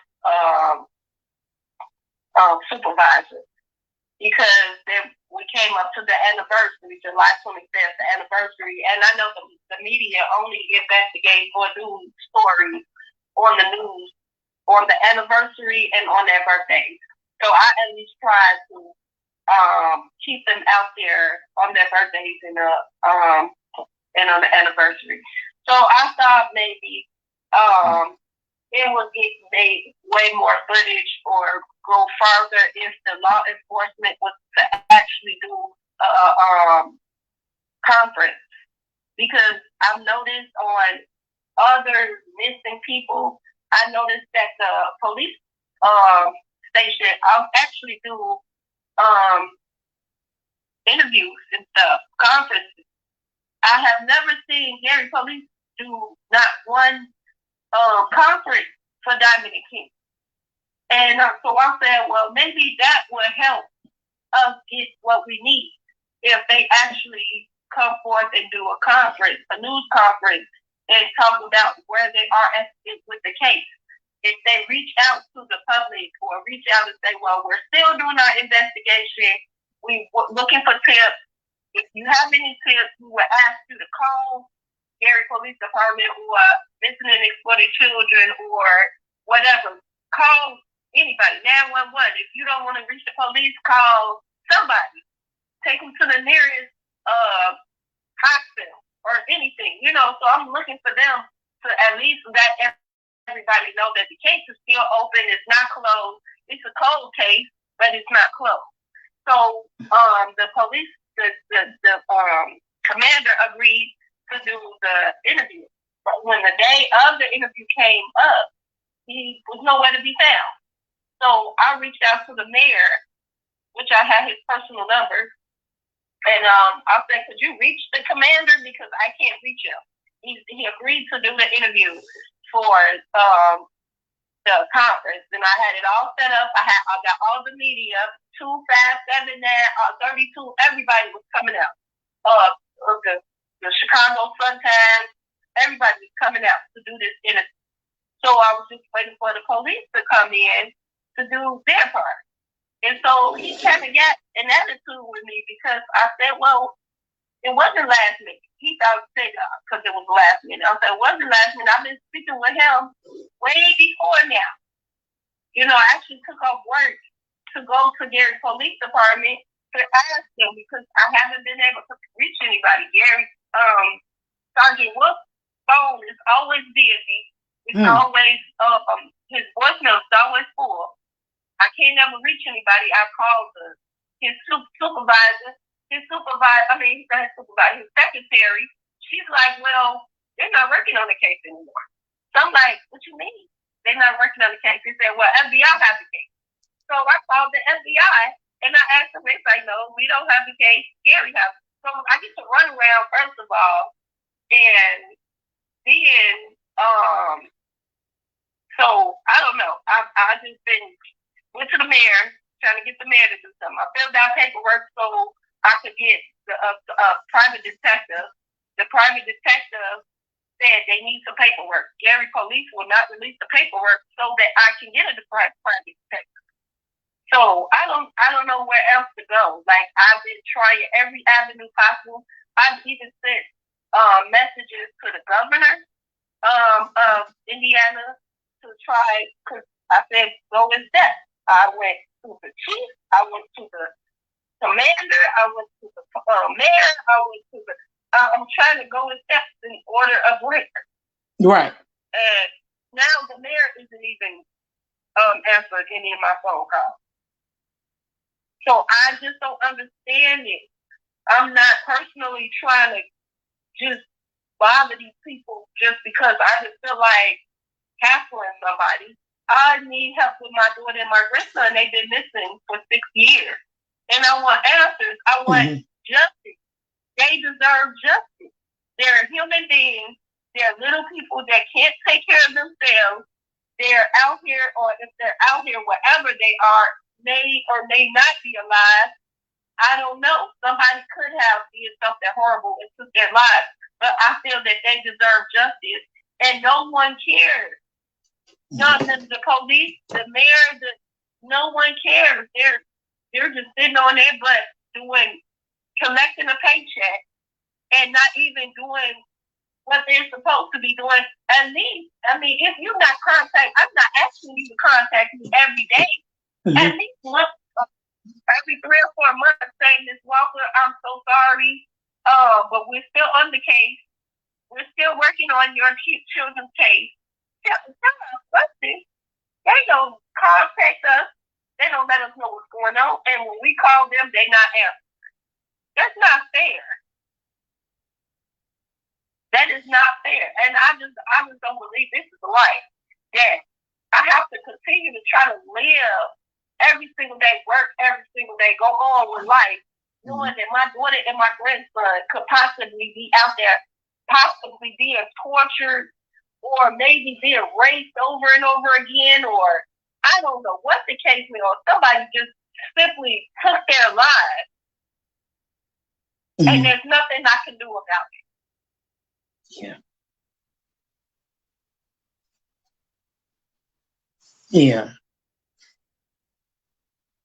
It's definitely a dilemma that you are in, and it's a unfortunate dilemma based upon what I've seen in other cases and based upon what I'm seeing right now with the Gabby Petitio case that is ongoing.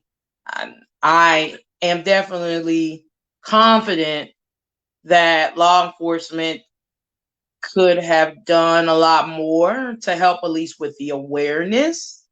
Although they may have had much difficulty trying to figure out where your daughter went, and where King went as well, if they are together or not together. I'm sure it may have been and still is difficult trying to figure out if they were separated, which could be a possibility. I don't know, but the awareness, it seems as though just awareness, press conferences, alerts should have been sent out, state alerts earlier on, not months later, but earlier on in the investigation. I believe that should have taken place. Indeed. And so I'm definitely, I sympathize with you and for you in terms of like what you're going through and feeling as though you're just being ignored. It's like, instead of saying something, just say nothing and put a wall up. It seems like there's a wall between yourself and law enforcement out in Gary, Indiana. And that is disgraceful. That is disgraceful. The wall. Yeah, go ahead. Bashing them. And I feel like that's not bashing them. I'm trying to figure out why you're not doing what you're supposed to do. That I don't consider that bashing. Mm-hmm. And there was times where also, which I totally forgot about, when they went missing. It was one when they said they were seen in Hammond, and they was given $200 or $50 or something. It was some money. Somebody said they gave them some money in Hammond. Mm-hmm. And then they got on the bus. They said they got on the bus and they came to Chicago. And then there was somebody that said they saw them on the bus in Rosewood. A bus driver actually called me and said, I saw your daughter and your grandson on my bus. And they got off on 111 and they were with a white one. How long ago was, hold on, wait a minute. When was this? What year? This was the same year. The same year? Yes. They were with a white woman and they were on the bus, you're saying, in Chicago? Is what the bus driver is saying? Yep, he said he saw them on the bus because he called because I was putting my phone number on the flyer when I passed out the flyer. And he called me. He said, I saw them get on the bus. I said, you maybe need to call the police and let them know to give them. He's like, I tried to call them, but I don't know what happened with that. But he said, I'm reaching out to you. He said, I saw him get off on the. I was telling the police that I told them that's when O'Connell was working on it. I said, O'Connell, this man called me. The bus driver called me and said he saw him get off the bus on the Hudson. You should be able to check the bus's cameras. They have cameras on the bus. But that was during the time me and kid's father wasn't getting along, and he was like, "Oh, don't listen to her. She crazy. Don't listen to her. She don't know what she's talking about." So, I guess he didn't follow through it because of what he said. So anyway, when they who was supposed to be crazy? Your church. You're saying Diamond's father said don't listen to who? The bus driver? He said don't listen to me. Listen to you, and you have received a tip that same year. This a few days after they went missing. You got this tip that they were on a bus in Chicago. This might have been some weeks. Weeks later. Yeah, but this was during the time we were doing our extensive searching. Okay. So that's when y'all got the tip from that they got on the bus. That's when I started searching Roseland. I started driving around Roseland and passing out flyers, and I saw it was so many people telling me they saw them in Roseland. It was a whole bunch of people that said they saw them in Roseland. So I was trying to get police officers to come to Chicago to search. They said that they was listening to him say, "Don't listen to us crazy." So instead of me keep on trying to reach to them, I started reaching out to Chicago police officers because I was like, "Well, I'm in Chicago. Maybe Chicago can handle it." So I went to the one on 111, and I was telling them, I was like, "They said this lady, this white lady had done the king." So I went to Roseland Park, and I was passing out flights, and they were saying they saw her at night, and they said it was this white lady, would have her prostitute. And so I was like, wow. So they was like, yeah, there was several people in the park said, yeah. They was like, oh, this is so sad that they got these girls. I was like, yeah, she's special needs. They was like, I know she's special needs, and that's what makes it so sad that they got her out here doing this, and she's special needs.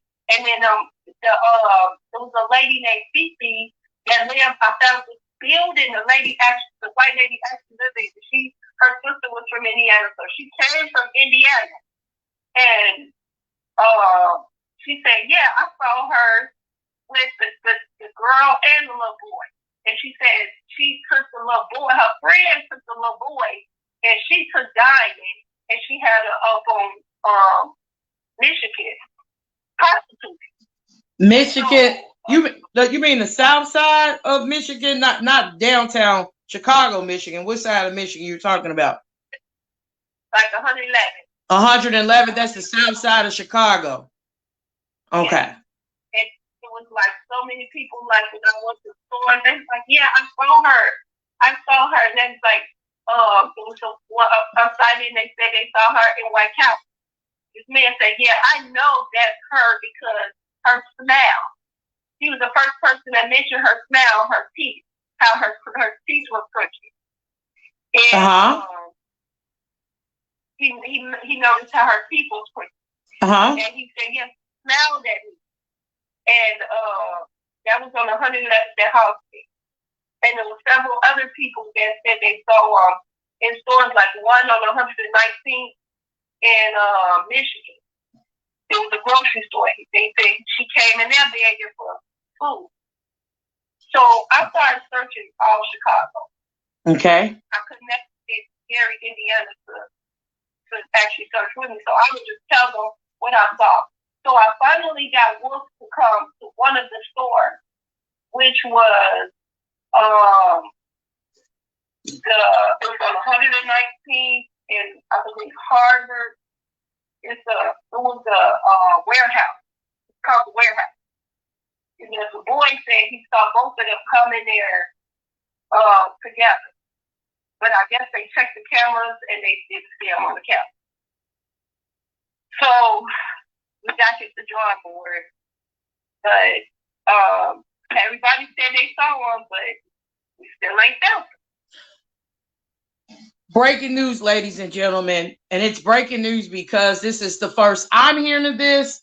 This may be the first instance, whereas a lot of my viewers right now are hearing these details. I was not aware of this. I have not read what you are telling me now anywhere.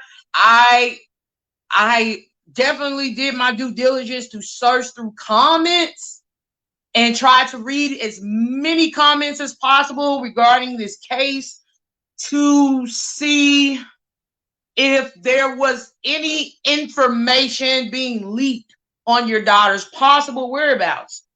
So it's really, really telling right now and disturbing.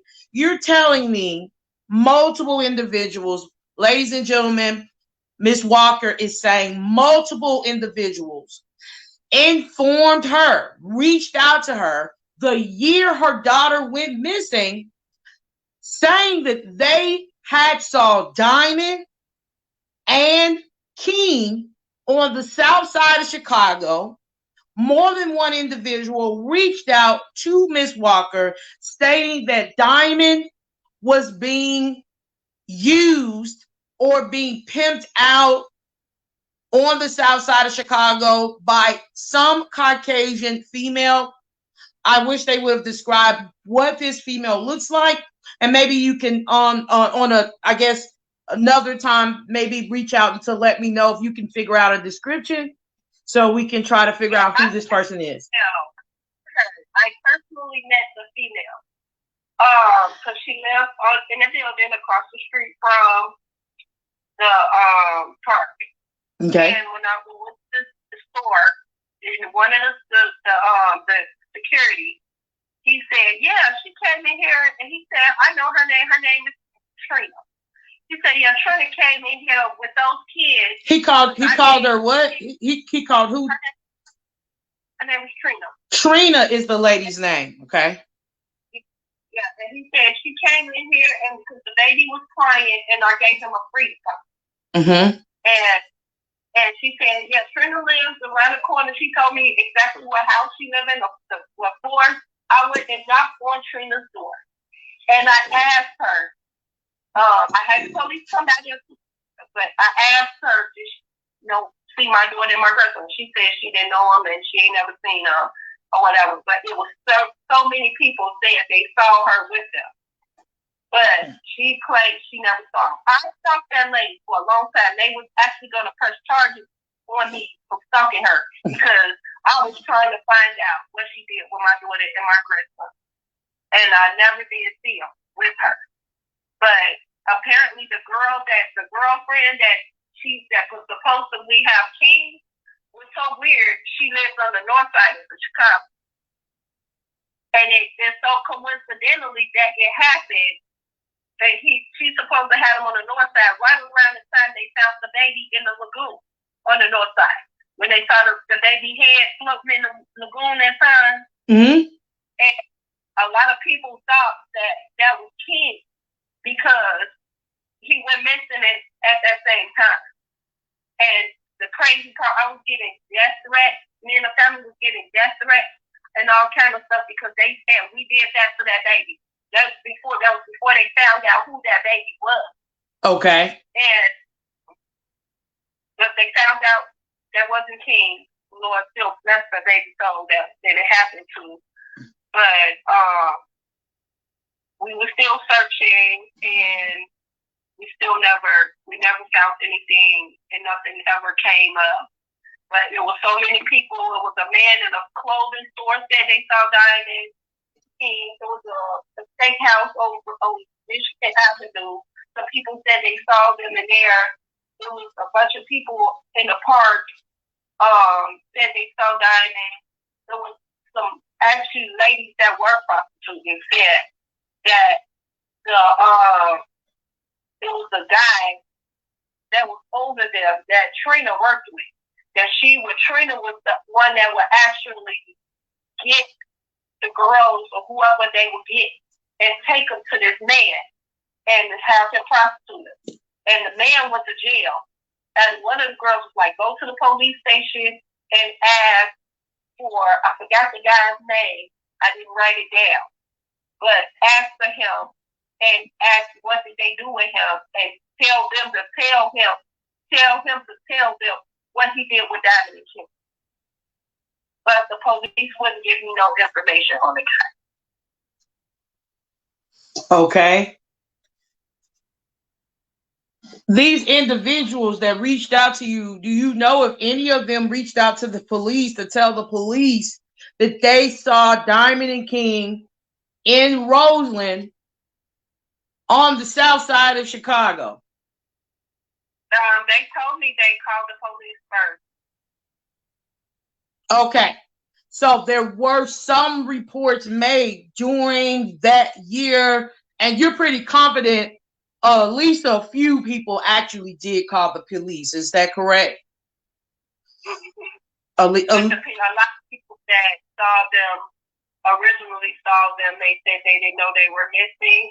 So I was like, well, she's a special needs girl. If you see her, you'll know that she's special needs.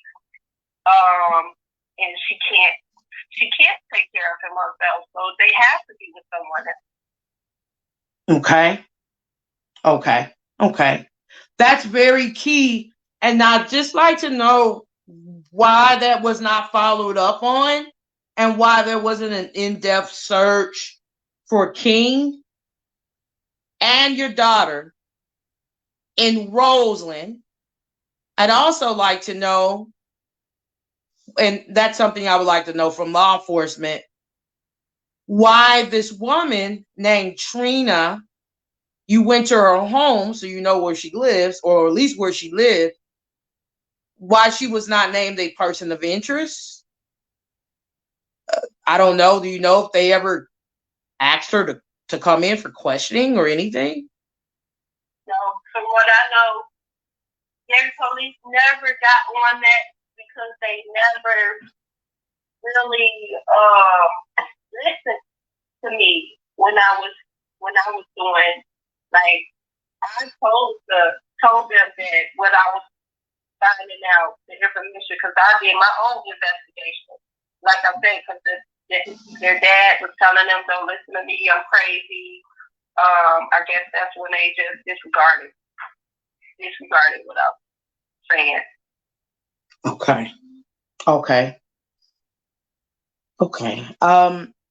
I know we've been talking for a while.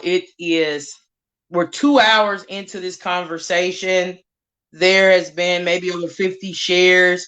It doesn't seem like that there are very many viewers, but I know that a lot of people by tomorrow, no later than tomorrow morning, will definitely have gotten the opportunity to hear about your ordeal, your 6-year ordeal, what you have gone through. From what I've heard from you, you have received numerous tips and bits of information that was not properly vetted or investigated. And the most disturbing bit of information, I guess I am going to host a separate live to discuss this information that I find to be most disturbing out of everything you've said, is that the year or even days into your daughter's disappearance, there were people on the south side of Chicago. I know where the Roseland community is, and I have no problem going there,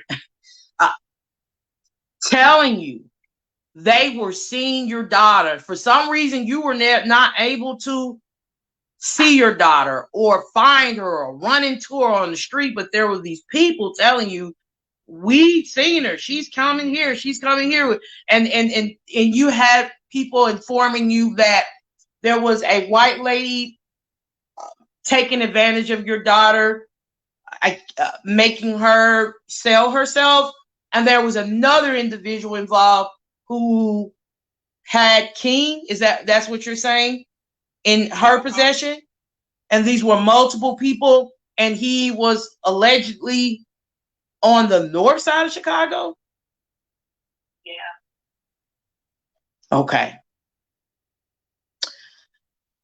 Well, that is the most disturbing bit of information that I've learned.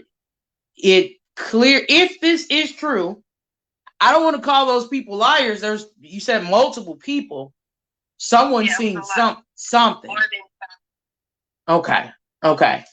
And they were able to describe your daughter and tell you things to to give you assurance that they really have run into her, right?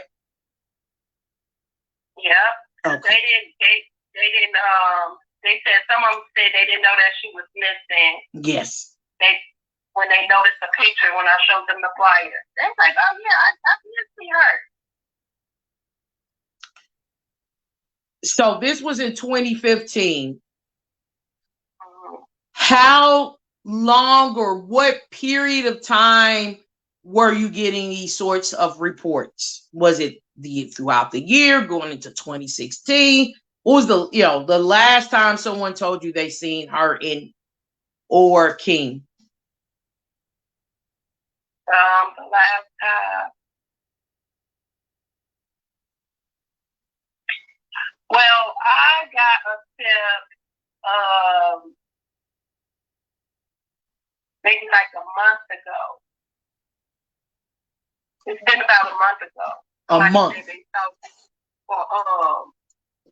in Atlanta. So did someone call you from Los Angeles? No, they was actually my family lives in Atlanta. Oh, Atlanta. Okay. And they said that they were talking to someone, and they said they saw them in Atlanta. They saw them somewhere in Atlanta. And then there was someone that said, about a year ago, my stepson was actually in jail in Indiana, and he said that with some guys talking about Diamond King because they got a flyer in the sale. Mm-hmm. Somebody put a flyer in the sale. And he said, I saw them in Indiana, Hobart? Yeah. How long ago was that? They said that was like 2017, 2018. Both Diamond and King. Mm-hmm. So apparently, like the police, when I was telling them, they was like, well, it's a lot of people that want to be a part of the story. Yes. So they'll tell you stuff that they seen them. Yeah, they will. So that's the reason why I just didn't pursue it anymore, because I don't know if these people lying to me or if they just trying to be a part of the story or is it real. So I don't know the difference. Okay, I understand. When we saw them, I just be praying that it was different. Okay. But you do know there were multiple people at least reaching out to you regarding their sightings of Diamond and King and on the south side of Chicago that year. And it sounds like subsequent years after 2015, you were still getting these sorts of leads that they were on the south side of Chicago, right? Mm-hmm. Okay. Yeah.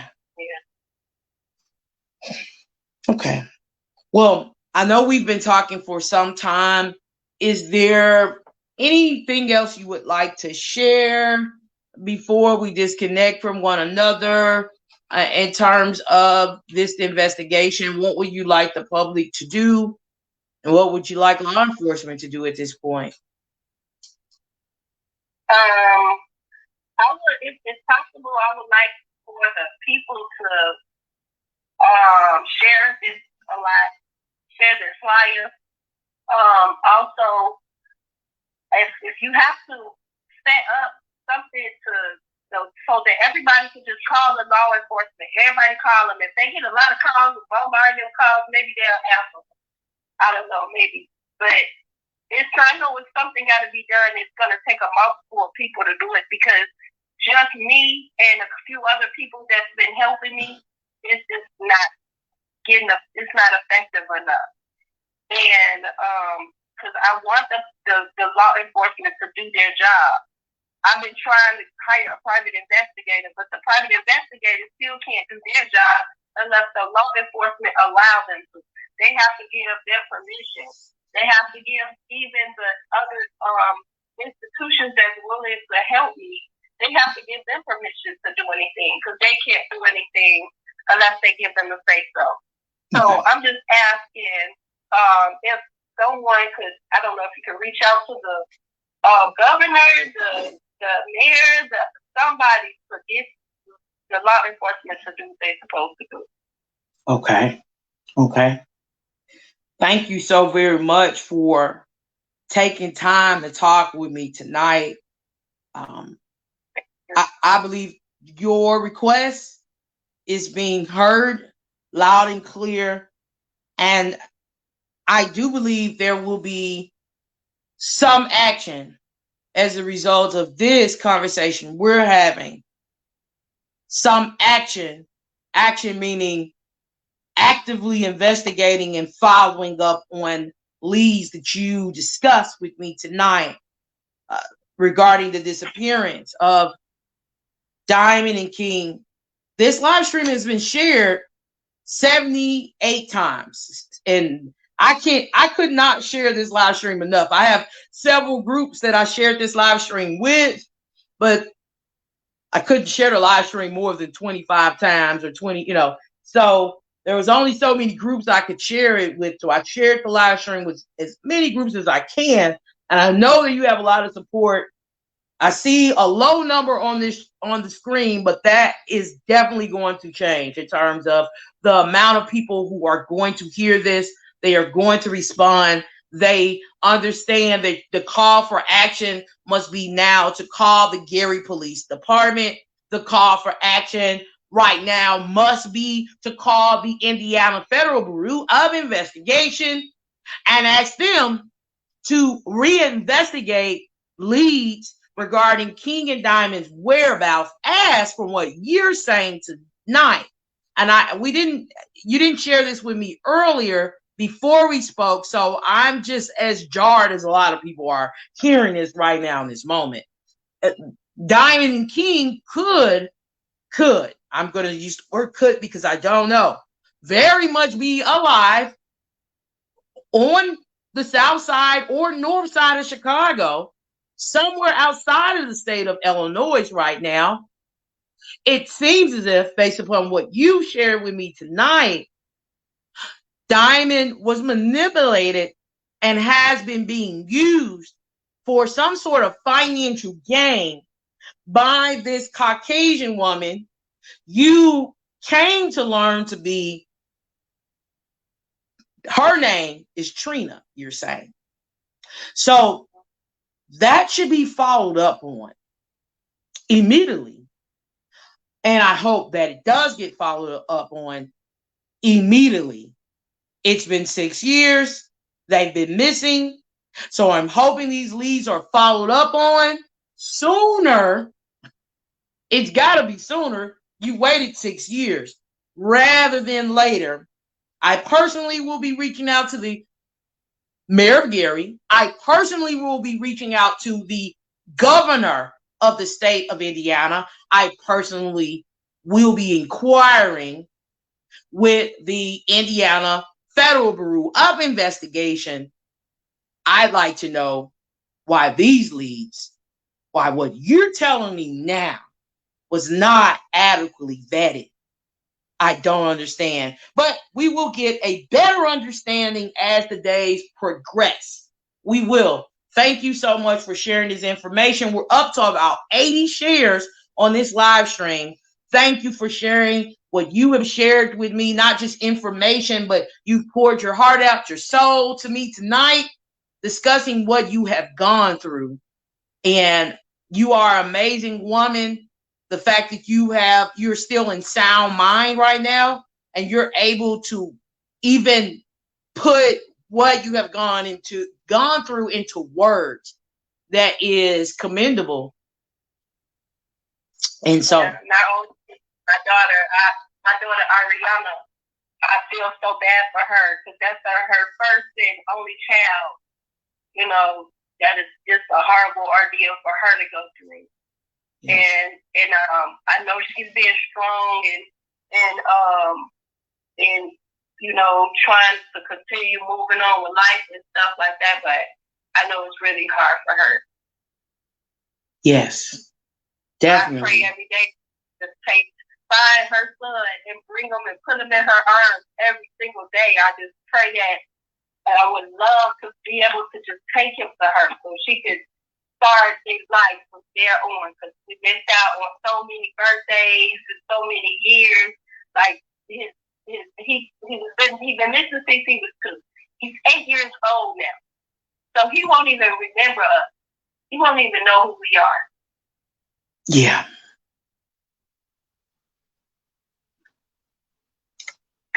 And I can only imagine what Ariana is experiencing. Ariana, ladies and gentlemen, is the mother of King. Okay? And Miss Walker, Shann Walker, she is the mother of Diamond. Okay? 2 mothers distraught. 2 mothers living a nightmare that they're reliving every day that they wake up. And we must come together to help to put an end to the nightmares. Thank you so much. And for, I'm sorry, nothing. Go ahead. Also, King's father also been searching and doing things. He had a page and I believe a GoFundMe page and everything, trying to raise the reward money to help us get enough investigators for him. Okay. Which is commendable. I read articles about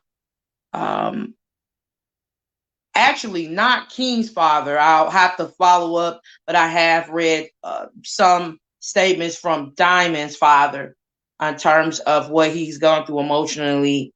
But King's father has also been vigilantly searching, is what you're saying, for his son, right? Yeah. Okay. Great. Well, thank you so much. I know we've been talking a long time, 2 hours, 21 minutes and 58 seconds, and counting, but it was a conversation that was needed to be had. And there will, I believe, be some results, positive results of this conversation tonight. Thank you so much. And you have a great night. Bye-bye. Mm-hmm. Okay, ladies and gentlemen, we've been hearing from Shann Walker. Shann Walker, she is Diamond Bynum's mother. Diamond Bynum went missing 6 years ago when she was 21 years of age. And ladies and gentlemen, Diamond Bynum's mother is also the grandmother of King Walker. King Walker went missing when he was only 2 years old in 2015. July 25th of 2015 is when both Diamond and King were last seen. If you have information regarding King or Diamond's whereabouts, you're being asked to call the Gary Police Department with that information. If you have information regarding the whereabouts of Diamond and King, reach out to your local FBI office. I will post information to the Gary Police Department. I will post contact information for the Indiana Federal Bureau of Investigations. I will post information regarding the Indiana State Police. And most importantly, I know that there are a lot of people, they're just not into talking to the police at all. But you don't mind sharing information with me, you know that I'll pass it along and I'll keep you anonymous. Please email me at missinglostandtrafficked at gmail.com. Information regarding credible sightings, or details that may help Diamond's mother and grandmother of King, along with King's mother, Ariana, get closure, get justice, and get answers they deserve. Thank you so much, and you all have a great rest of the day or evening.